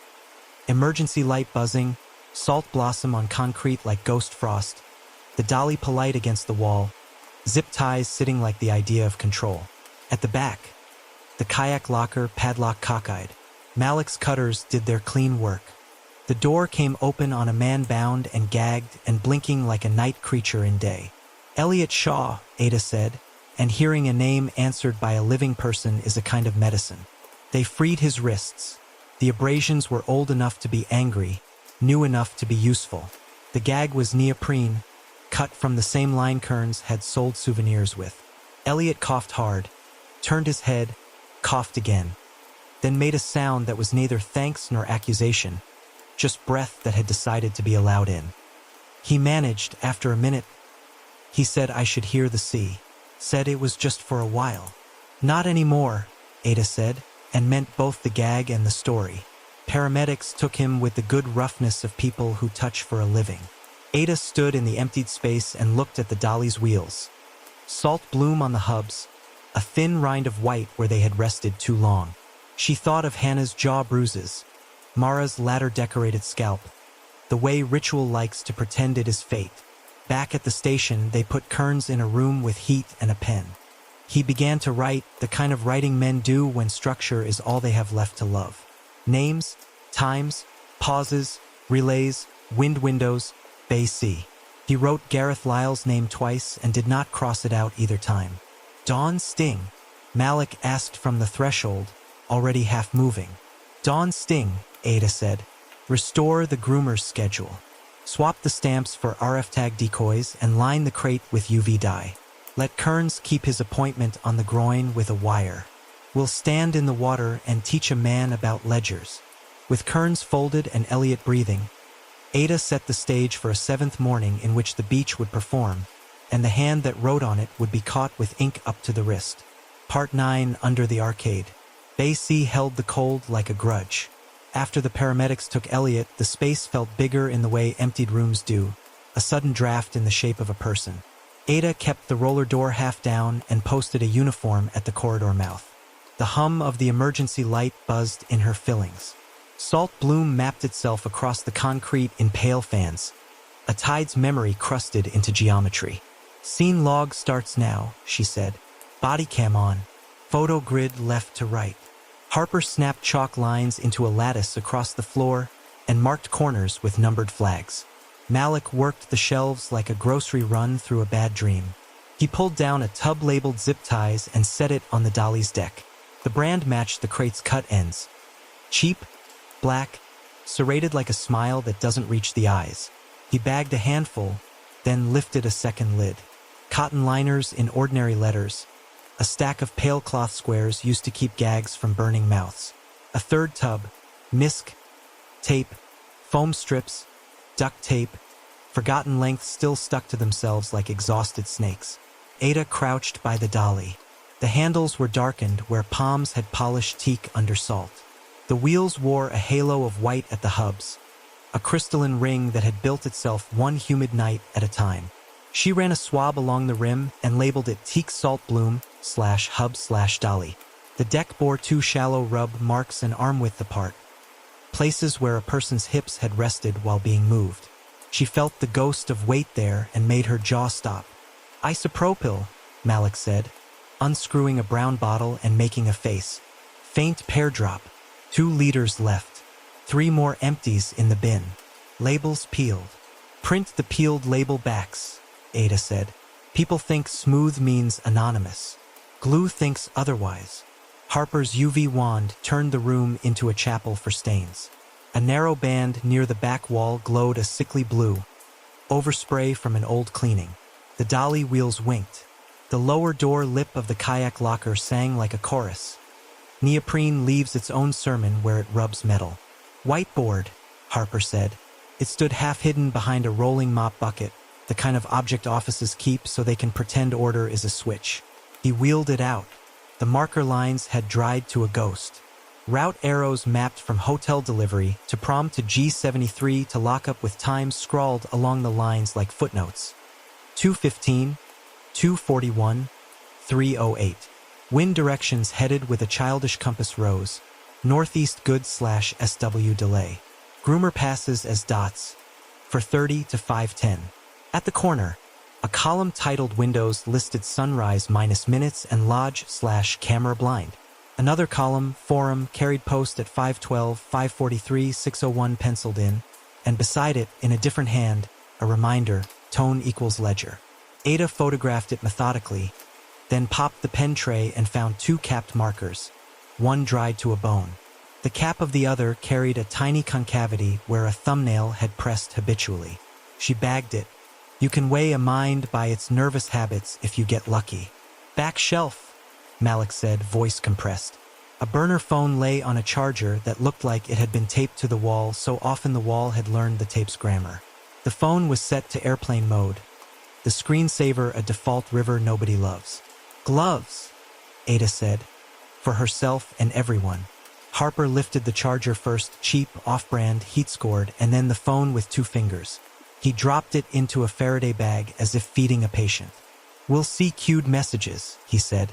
If the schedule scribbles match the timers, we get a little poetry reading at sunrise. Next to it, Malik said, and he didn't disguise his satisfaction. A plastic contractor's lanyard with a council crest hung like an ornament from a nail. The badge sleeve carried a laminated slug with access. Maint and a surname peeled back and replaced twice. The current insert read John K. in a font that wanted not to be noticed.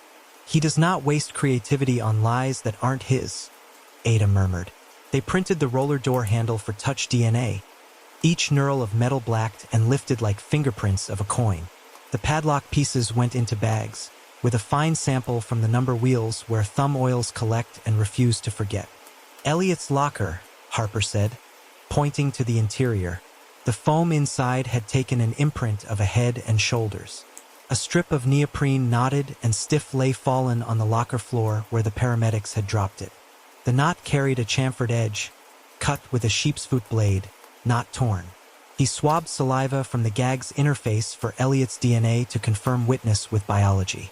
A single dark hair clung to a screw head in the locker's corner, bent like a note that didn't want to sing. He lifted it on tape.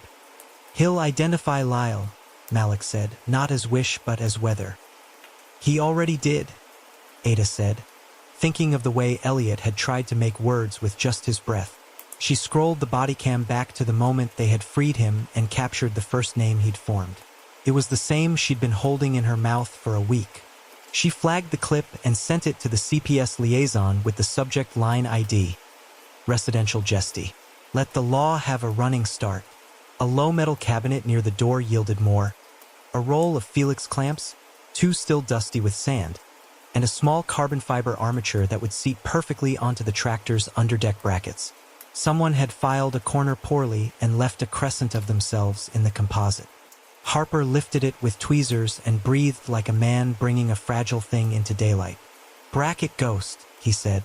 The one we smelled and didn't see. File chatter marks match the little shaving we pulled under the deck. Kearns did the work or stood over it smiling. Either way, the rig on Voss's machine is a solved chapter. Malik found a safety board, the officious kind printed for OSHA and grudgingly filled. The checklists had been marked with ticks for equip lockout and PPE on the days the beach performed. The date boxes carried the same petty slant as 1'/2 push. Ritual loves paperwork, so it can call itself responsible. A cardboard banker's box under the table held receipts. Alginate in industrial tubs, calcium chloride in enough weight to salt a pool into obedience, neoprene gloves and socks in assorted sizes labeled collab pop, drone parts, spray nozzles, quick disconnect couplings. Some invoices ran through Shoreworks proper, others through a shell that had a name like a password hint. Ada paged through until a line item winked. Rescue knife, SHEPSFOT, legacy stock. The vendor stamped the date 2 winters ago. She bagged the sheet. That Burr would now sign in ink. Get the whiteboard out of here, she said. It's our motive lesson for the jury. And the burner hand carry to digital. If we get timed posts queued for dawn, I want to read them before we make the author eat them. The med unit pinged updates from the ambulance. Elliot's blood gases were stabilizing. Oxygen saturation climbing. Wrist abrasions consistent with zip ties. Fibers consistent with the black serrated brand now tagged in Bay C. He was asking for water and then asked for his mother and then said, Gareth. In a voice worn down to fax, Ada let the knot between her lungs loosen 1 notch. Living witnesses yoke a case to earth. Ghosts only ever borrow their gravity. They pulled the city's dull levers while the room was still warm from rescue. Warrants ripened. Lyle's studio/Shoreworks warehouse, Gareth Lyle's office and home, Shoreham Road lockups. Marina slip registered to a company that changed names every tax year but never its dock. Teams peeled off with quiet violence. Harper stayed with Ada and Malik under the arcade and rebuilt the crime on paper until it made a machine you could hand a jury. "Show me the path," Ada said, and Malik drew. The back door of a hotel, the arcade service lane, Bay C, the dolly's route through a corridor that echoed like a throat, the groin notch and its cabinet of wonders. The timing braided itself around the groomer's schedule like ivy around a stone. The whiteboard's Windows column became a clock. Ada labeled choke points. Camera blind, wind lull, Voss pause.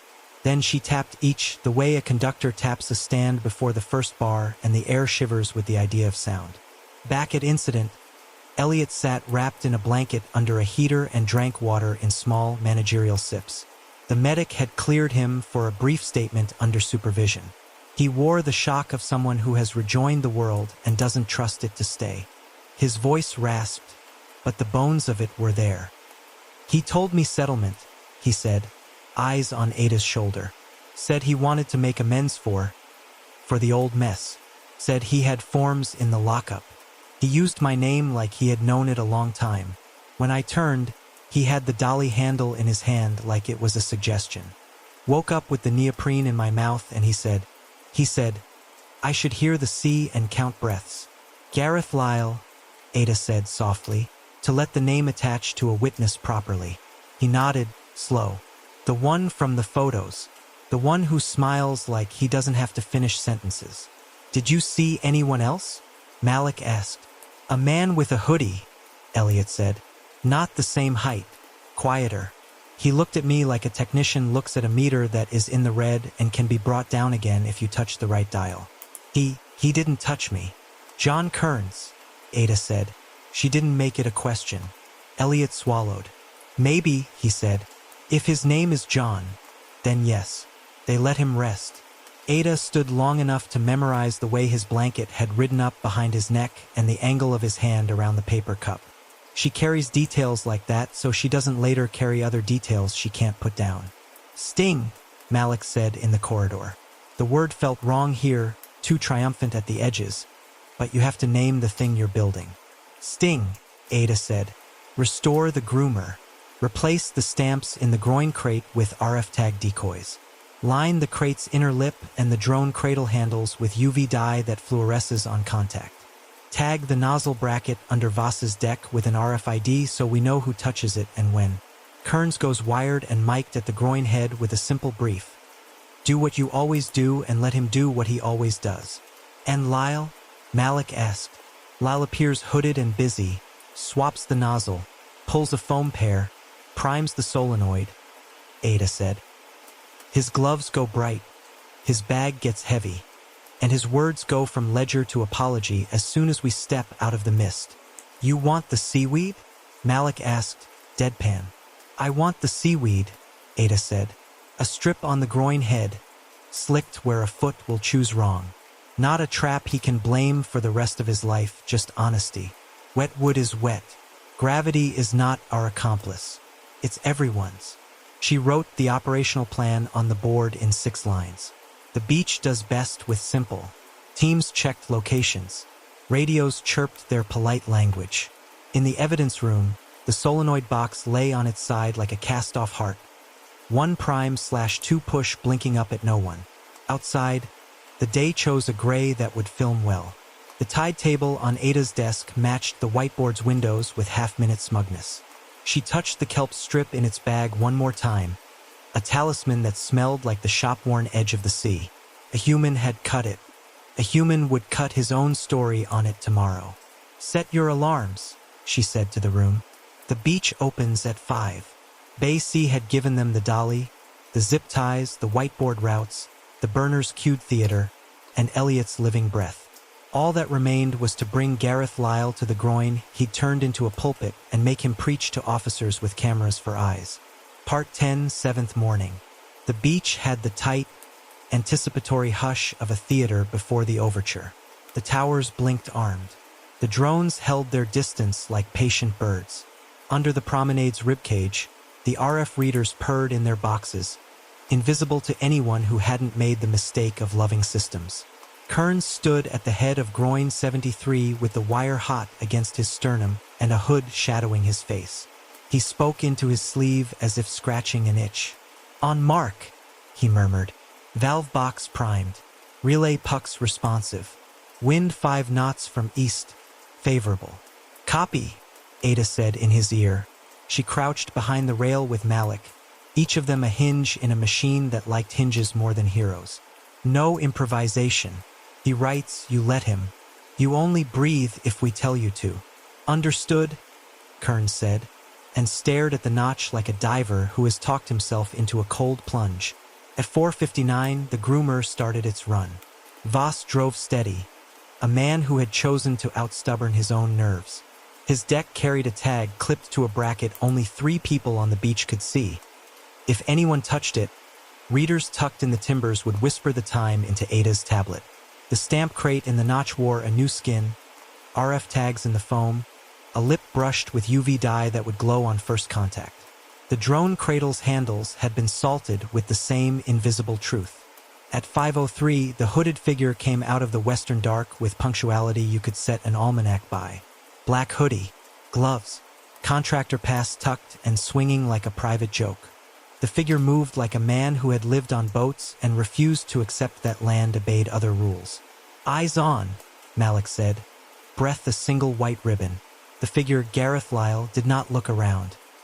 He stepped onto the shingle with a practiced knee flex, climbed the restraint of the groin as if it were built for him, and paused in the notch with one hand on timber. From the head, Kearns raised his chin the millimeter that meant, "Here is your dock." Lyle crossed the last distance and swung onto the groomer's rear deck while it idled dutifully on the pause Voss had perfected. The RF reader chirped a number on Ada's screen. Tag, nozzle bracket, touched. 5 hours, 3 minutes, and 44 seconds. A second chirp almost on its heels. Tag, stamp crate, lip contact. UV would be on his gloves now, a confession that waited for light. "Hold," Ada whispered, to herself as much as to anyone else. Lyle crouched, fingers moving in that neat, bossy rhythm of men who always slot the right piece first try. He slipped a nozzle into the bracket, tightened a clamp, and checked a line with a small pull that made the hose quiver like a caught nerve. He reached down into the notch, lifted the crate lid a fraction, and pulled a foam foot pair from their cutouts. His gloves drank UV and did not spit it back yet. He slotted the first stamp onto a jig along the deck lip, a jig the team had ghosted yesterday and now, with satisfaction, watched him use. Kearns waited just long enough to remember he was supposed to wait, then leaned in as if to check a relay cable. "One pulse," Lyle said, not looking up. Kearns thumbed his phone the way he had for 6 mornings. Under the rail, a relay puck blinked awake. The solenoid heart in the brace opened with a click only machines could hear. In the notch, the drone cradle's lid flexed and released. A micro UAV nosed up from the fake shingle and hung at shin height, rotors small and mean. "Window," Lyle said. He misted the first stamp with brine from the nozzle, then pressed the foam down in a single clean lay, bevel meeting sand. The drone slid its path and exhaled a narrow breath that fell exactly where the stamp wanted it. The print shone. The second stamp came down, the second mist fell. The world was a neat trick, and he was the only magician. "Go," Ada said, and stood into the dawn. Power went black on the groomer with a flip from an officer under the steps. The machine shuddered into silence. Its idling heart scolded into stillness. From the rail and the groin head and behind the crate, officers stepped into frame. Plainclothes, high-vis, body cams lit. The beach, for the first time in a week, had more eyes than excuses. "Gareth Lyle," Ada called, voice flat to keep it from enjoying itself. "Stay where you are. Hands visible. We're police." He looked up slowly and did the smart thing first. He smiled. It was a small, promotional smile, the kind that expects to rearrange reality by existing. Then the smile slipped because smiles, unlike rituals, don't hold under UV. Malik's lamp clicked and the world went violet.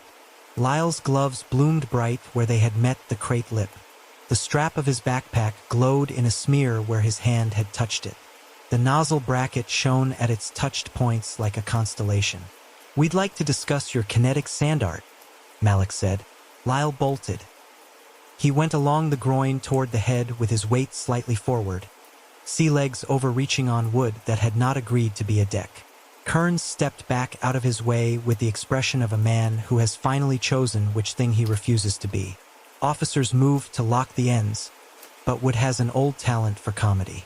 Lyle planted where he had planted every morning he'd taught himself to run, and his foot found the strip of seaweed Ada had asked for out of principle rather than malice. He slipped. Not far. Far enough. His legs spoke different languages for a moment. He went down onto one knee and then his hip hit the timber with the noise of a confession.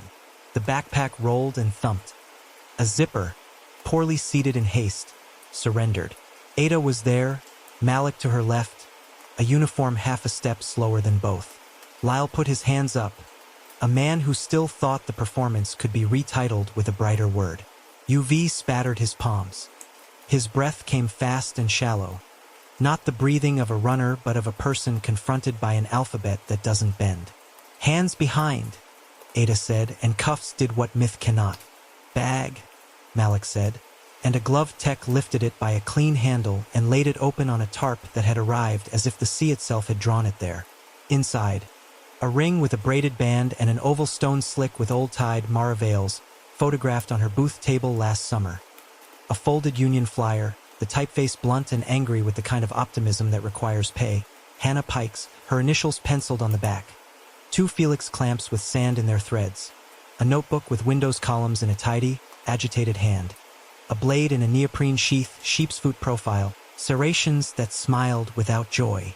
The burr on the 3rd tooth caught the light the way a story catches on a lie. "Lyle," Ada said, "you are under arrest on suspicion of kidnapping, murder, attempted murder, and conspiracy. You do not have to say anything," he interrupted, "because men who sell spectacle cannot stop selling." "You don't understand," he said. "The beach is a ledger. It keeps." "We read it," Ada said. "It kept your handwriting." They walked him off the groin with each step its own quieting. The gulls screamed in their own language and did not translate. In the notch, the micro-UAV waited obediently for a command it would not receive. The prints lay bright and precise out to the shingle ridge, perfect except for the one heel Kearns had given them yesterday and the glow on Lyle's gloves. The tide took a long breath. In the incident van, Lyle sat blinking in ordinary light like someone freshly woken from a flattering dream. The UV ghosts on his hands had dulled to memory. He tried the smile again and found the room did not share his genre.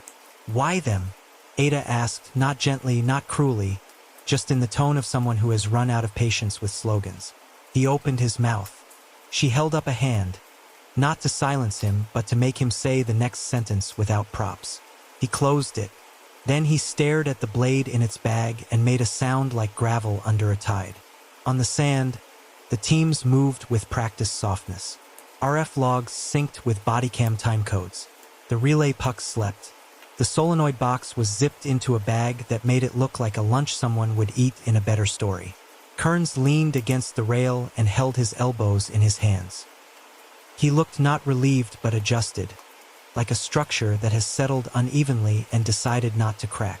Voss killed the groomer completely and sat in his cab as if learning how to sit.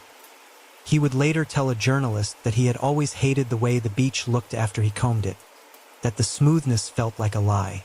For now he watched officers walk over the sand and leave honest, messy prints that went in both directions. Back at the station, UV traced the path of Lyle's gloves from crate to deck to bag. The RFID timeline in Ada's tablet narrated the touches. Bracket at 5 hours 3 minutes and 44 seconds, crate at 5 hours 3 minutes and 51 seconds, cradle handle at 5 hours 4 minutes and 2 seconds. The Y still hung in the room like fog that a window won't shift. "Solicitor for Mr. Lyle," someone announced, because structure has its scripts too. Ada watched Kearns give his statement 3 rooms away, words printed in block like a student who has learned that cursive convinces no one. He named Gareth as chooser of targets and keeper of the burner. He named Bay C as the place where carrying happened. He named Windows as the project name for the ritual. He signed where she asked him to sign. They logged Lyle's notebook, the ring, the Union flyer, the clamps, the knife with teeth that matched kelp, the UV bloom on gloves, the RF touches, the solenoid logs, the drone firmware, the whiteboard routes, the dolly salt bloom. The beach had provided evidence the way it provides small stones to hands that fidget. It had never provided mercy. That belonged to people. When she finally sat, Ada placed the ring and the flyer side by side in their bags on the table and looked at them until the sea in her blood went quiet. The stage was down, the actor in cuffs, the props logged and glowing. Only one truth remained to be beaten into plain speech, the why, and Ada would make him say it without the tide to help. Part 11, Motive in the Shingle. They put Gareth Lyle in Interview 1 because Interview 1 had the good microphones and a clock that sounded like a polite cough every minute. He sat with his solicitor to the left and his hands folded neatly on the table, fingers knitted as if praying to an audience. The UV ghosts had faded on his gloves. The camera saw them anyway because we taught it to remember. Ada opened a folder without looking down. We'll proceed under caution. You have a solicitor present. You are under arrest for kidnapping, murder, attempted murder, and conspiracy. Do you understand?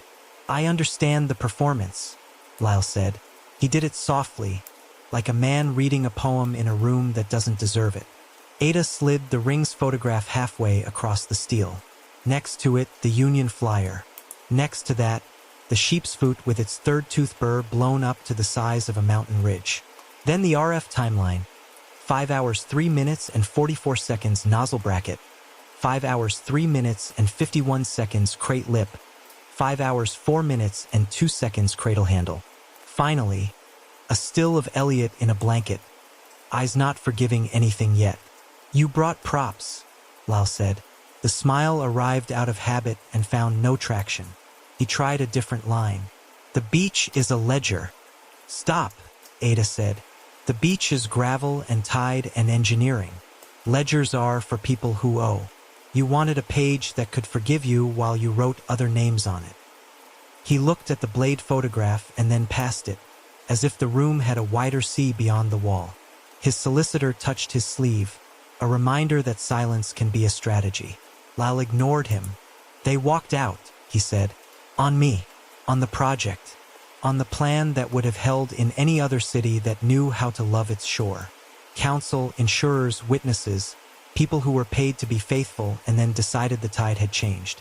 They walked out and the beach keeps score. I only made the math legible. Ada let him have the sentence because men like Lyle hear themselves more clearly just before they trip. You were project manager, she said. You chose a bracket specification that failed. The insurer found contributory negligence and clawed at your indemnity until you were eating invoices as breakfast. Pierlight folded, you pivoted. Art tech, mist on demand, writing water, drone sprayed halftones. You called it shoreworks and told councils they could have vanishing messages. You learned to sell disappearance. It was beautiful, he said. It didn't harm the shore. You built the same machinery into a ritual and pointed it at the people who made you feel small, Ada said. Not the sea. People. Hannah Pike with a witness statement about blocked fire access. Mara Vale with a forum that outlived your press cycle. Elliot Shaw with footage you couldn't make go away. 2 moderators whose names never mattered until they did. You took them dry, staged them wet, and let a city tell itself a ghost story so it didn't have to look at your hands.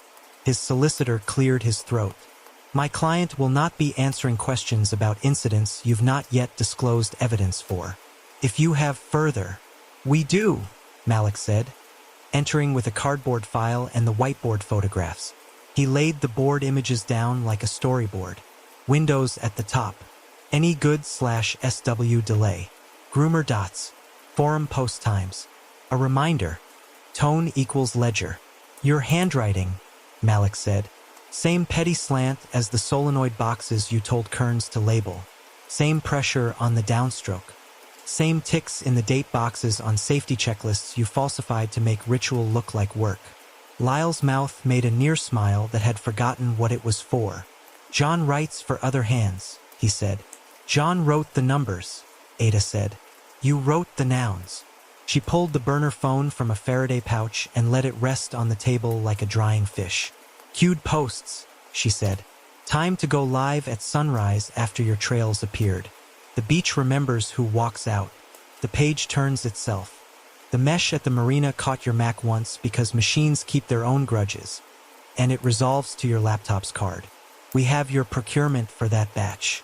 We have your spreadsheet of Windows humming under a file name called Windows Final like you were afraid there wouldn't be another draft of you. The solicitor started to speak. Lyle talked over him because his audience was the picture of the sea behind Ada's head that wasn't there. You can't prove my hand on them, he said. I didn't touch them when the water. You touched them when they were alive, Ada said. In Bay Sea, we have Elliot's identification. We have abrasion on his wrists that matches the serration on your zip ties, the brand you bought and the box in Bay Sea. We have isopropyl in Hannah and Mara at low ppm because you handled them with a kit first and staging second.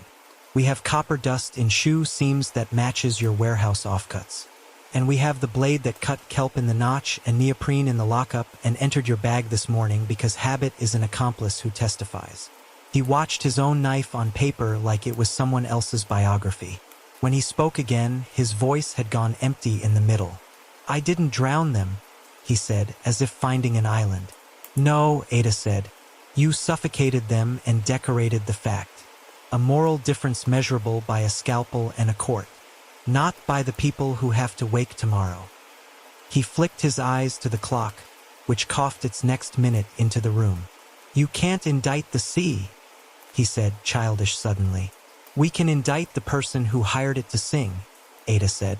Silence scuffed its feet across the floor. In a neighboring room, Kearns was still writing the steady, careful block script of a man who needs sequence to be redemption. Here, Lal ran out of slogans and found himself in prose. He looked at the ring. She laughed at me, he said, almost conversational. Mara, when I told her about installations that vanish on cue. She said that's what we all do, dear, eventually, and patted my hand like I was some boy. I wanted her to hear a line that didn't vanish. And Hannah? Ada asked. Hannah wanted me to apologize before a court, he said. She wanted me to write her name. My name was the one being erased. And Elliot? Malik said. Elliot had footage, Lyle said. Elliot believed architecture behaves like weather when young men shout at it. He believed in rails and rules and the ocean as a swimming pool. He wanted to make it permanent. He looked up. I wrote a better permanence. You wrote a week of theater, Ada said. We brought lights. The solicitor finally got his hand on the wheel. My client is invoking his right to silence regarding further questions on motive, he said, because some words keep their shape even in bad rooms. Then I'll speak, Ada said, mostly for the record. We will present GC-MS binders, sodium alginate and calcium chloride, on the prints and in your warehouse. SEM crystal morphology proving mist, not splash. Relay pucks epoxied at 68, 73, 75. Solenoid logs with micro SD and timestamps synchronized to the groomer pauses. Drone firmware with track files and a test ping to your house SSID. RF tag touches on the nozzle bracket and crate. UV dye on your gloves and strap. The knife with the burr that cut kelp and neoprene and the kelp lift that. Remembers it. Copper dust and calcium chloride in victim's shoe seams that map to your stock. Zip ties, cotton liners, isopropyl bottles in Bay Sea. Elliot recovered alive from the kayak locker. Your whiteboard of routes and windows. Your burner phone with cued posts. Your Windows notebook. The ring and flyer you couldn't resist packing as trophies. Call them talismans if you need the myth. And John Kearns' signed statement naming you chooser of targets and keeper of keys. And a jury, Malik added. With a morning free to be angry, Lyle stared at the photographs as if they were small windows in a wall he'd never intended anyone to look through. When the silence finally held, Ada stood. The clock coughed again.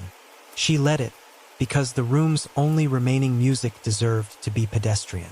Outside, CPS began its own ritual. Charging language drafted, counts tallied. Multiple murders, attempted murder, kidnap, conspiracy, public endangerment. Kearns would not walk out. He would be charged with conspiracy and a bag of accessories. He would be warmer than he deserved for as long as his cooperation kept breath in a man who almost had none. By noon, the news had turned the beach into a headline it could understand. Counselors appeared with contrition correctly apportioned. The contractor took Voss off morning runs, public relations as penance.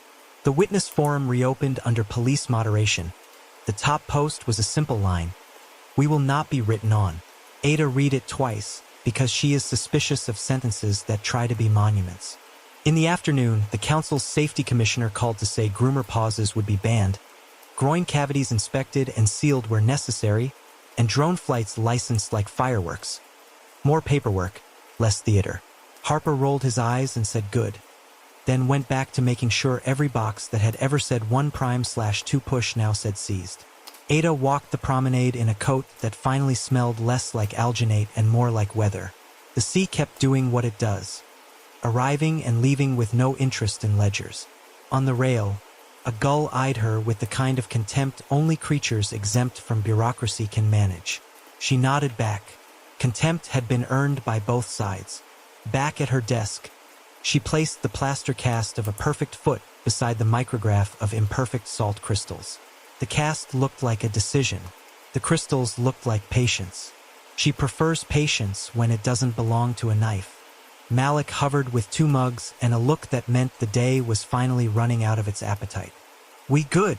he asked. "We're true," Ada said. "Good is for sermons." She signed the last application for remand with a name that belongs to weather reports and weddings too. When she capped her pen, she felt the strange lightness that follows a week spent carrying a story that wants to be myth and making it behave like a file. The ledger would close not with a wave but with a list. Evidence admitted, charges read. A city's operations trimmed of the gaps where spectacle fit. In the morning, the beach would keep its own marks again. In the record, the trail would end where a person decided it should, with his name written where he could not wash it off. Final part where the shore refused a return. By the time the court took its breath and said the words that changed the names in our file from suspects to convicts, Brighton had gone back to the sound a city makes when it is trying not to listen to itself. The evidence walked in, sat in neat trays, and told its part with the patient shamelessness of objects. The solenoid's clock, the micro SD's tidy spikes, SEM images of salt crystals that form squares like tiny, obedient buildings. The relay pucks, epoxy scabbed in the photographs. The drone firmware that pinged a house SSID once because vanity is a proof of life. The knife with the 3rd tooth burr. UV on gloves. RF tag touches that read like a metronome. Copper dust. Calcium chloride. Zip ties. Cotton liners. The whiteboard routes whose childish compass rose pointed at a kind of north no person should set by. Elliot Shaw's voice, level and hoarse, saying the name as if it were a door he could finally close. The verdict put Gareth Lyle where locks talked back and called John Kearns what he had been the whole time. A hand that built weather for a man who wanted to be the sky. Kearns signed cooperation papers with the same block letters he'd used to label the inside of a crime. The court wrote its own ledger. The city nodded as if it had known all along and hadn't been entertained. 3 changes arrived in a memo first, then in bolts and notices. Groomer pauses banned. Routes rewritten as unbroken lines that pass groin gaps like a good intention passing a bar. Cavities sealed or caged where they could hide equipment and pretend to be architecture. Drone flights licensed with numbers that match logbooks and eyes that match schedules. A kind of housekeeping that feels, for a week or 2, like a cure. On our side, the evidence room put everything to bed. The crate with 1'/2 push on its flank like a child's secret. The drone cradle with its fake shingle skin peeled back to show an armature that had never been art. The stamps with their bevels and their one inherited defect like a family joke a jury had laughed at. The solenoid box lay face down on a shelf, and when I passed it I found myself wanting to flip it over on some antiquated superstition about machines and eyes. I left it. Objects don't learn. People do. Sometimes. We took Elliot to the promenade the first morning. He said he wanted to see it not from a corridor. He walked like a man returning to a room where he'd fallen. each step checking the floor before trusting it. The tide was out, the sand busy with a million honest pockmarks. Gulls scissored low and loud. Harsh light licked the rail, the kind of cold brightness the sea specializes in. He stood at the shingle ridge and breathed the way paramedics teach, in for a count, out for a count, and let the air behave like air again. "Do they still?" he asked without finishing. "No," I said. "The beach is writing what it always writes. Randomness pretending to be a pattern and failing." He nodded, eyes down. "I thought if I listened long enough it would tell me something." "It told you what water always tells us," I said, "that it goes where it wants. A man tried to teach it to carry his story. We taught it to drop him." He looked at the groin numbers like mile markers on a road he had chosen to outlive. At 73, the notch worked quietly, a mouth chewing nothing. Someone had been along the week before with a bucket of coal tar and a good brush. The wood wore dark, repairs like new scars that wouldn't stay tender. In the notch, a gull stood on one leg and considered us with the indifference only lawful residents can manage. Down near the waterline, what was left of last week's cordon tape. A single blue strand hung limp from a buried stake. The sea had been snipping it thread by thread. I walked to it and tugged it free, because tidiness feels like a small victory in a place that erases. Elliot watched me wind the plastic into a coil and pocket it. "You keep souvenirs," he said, not asking. "Evidence," I said. "Later I'll sign it into the bin that holds nothing anyone ever wants to photograph." We walked the length where the trails had been, the 60 meters you can cross in half a minute or in a week that won't end. I could feel the absences laid along it like skipped beats. Hannah at the marina, Mara under the pier, the two moderators who never knew you could be punished for tending a forum. Lives and their wrong endings are never our jurisdiction alone. They belong to kitchens, to card tables, to little flats with a kettle with one bad foot. Each of them had been shoved into dawn so a man could see himself better. There is a horror peculiar to that. Not blood, not a body, but a schedule. Behind us, the wardens waved without pausing their work. The new route for the groomer ran wider and later. Voss had asked for a different shift, or maybe he'd been given one before a press officer could write a sentence that made him a symbol. The beach wears people down evenly if they let it. He had decided to be worn someplace else. We left the rail and went up to the promenade. A charity jog had taken the far lane. Bright shirts moved like a banner with no text. A woman pushed a pram and the baby inside learned about wind for the first time. The arcade shutters rolled up slowly like eyelids that didn't want to. Brighton built a day out of its ordinary parts. On my desk, the plaster cast of a perfect heel sat next to a photograph of imperfect salt. The cast had a weight I liked, evidence you could use to hammer other evidence into shape. The salt looked like a city scene from too far away, the little cubes indifferent to art. I kept them there to remind myself of the difference. What humans make to say they were here, and what happens because the world is busy. Malik brought coffee that tasted like someone had thrown a handful of beach into it and sat on the edge of the desk with one leg bouncing the way he does when all the adrenaline has been spent and his bones are paying the bill. "The forum posted," he said. "They wrote a line and then argued about whether it was a slogan. Internet as usual." "What's the line?" I asked. "We will not be written on," he said, doing the voice people do when they want to like something and don't know if they can. "Good," I said, "as long as they don't sell t-shirts." He grinned, then sobered. "You going to sleep now, or are you going to walk until your head stops being shaped like a notch?" "Both," I said, "in shifts." He left me with the click of the door and the sound the HVAC makes when it forgets you're there. I signed the last of the remand extensions, emailed a memo about groin inspections that used more polite words than the ones I felt, and wrote a short note to Damra to say that yes, the court had understood the difference between drowning and suffocation, between staging and cause. Medicine and law shake hands too rarely. When they do, it makes a clean sound. The next dawn I went alone. Habit or penance? The sea doesn't care which. The tide was at a thinking height, neither eager nor reluctant. The sand, uncombed, wore a chaos I trust. The line from water to shingle was 1,000 short stories. None of them perfect, all of them true enough. I took the old cast from the evidence bag and set it on the shingle ridge to dry. The toes looked forever poised to take a step they would never take. That was the point. Someone had stolen the return. Someone had claimed the sea new names. All we had done was return the page to shells and rain. A gull landed near my boot and yelled in the ancient, bureaucratic way of gulls. I told it to file a complaint. It did not. I walked the long groins and touched the tar where a brush had made new lines over old grain. The wood was warm from yesterday's sun. Sticky in the way repairs are when they want you to know they're there. The notch at 73 murmured. I counted breaths until the next small wave and, at 5, I realized I'd been doing something Lyle had asked his witnesses to do, and I stopped before I gave him anything else he could claim. Behind me, the city opened its kiosks and its mouths. Down the beach, a child in a red coat walked out onto the wet sand and left prints I could have measured if I had been off duty enough to pretend science belongs at random. He reached the shingle and his mother called, and of course he turned, and of course he walked back, and his trail doubled itself without gloss or mist or a man with a box. The beach kept his small return long enough for 2 gulls to step in it and ruin the tidy. I stood there until the light shifted from pewter to cheap silver and then to a color people will post. The case sat behind me with its charge sheets and its public inquiries and its pile of objects that used to be tools. In front of me, the sea did something it had done 100,000 times without anyone's permission. I walked away without stepping in any of the old casts we left to dry. I let them keep their false poise.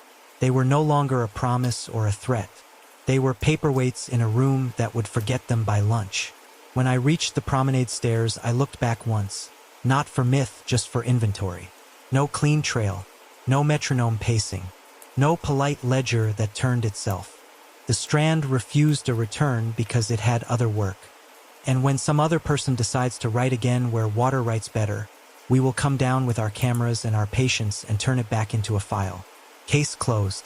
And so, the waves rolled on, indifferent, endless, erasing everything we try to make permanent. The case of footprints without a homeward line, left behind no miracles, only human hands and the damage they thought could be art.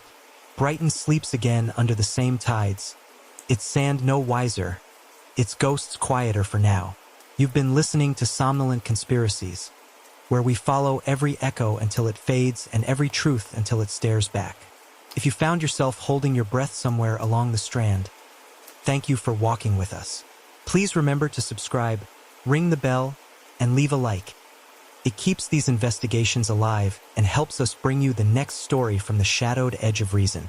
Until next time, sleep lightly, question deeply, and never follow footprints that don't lead home. Thank you for listening.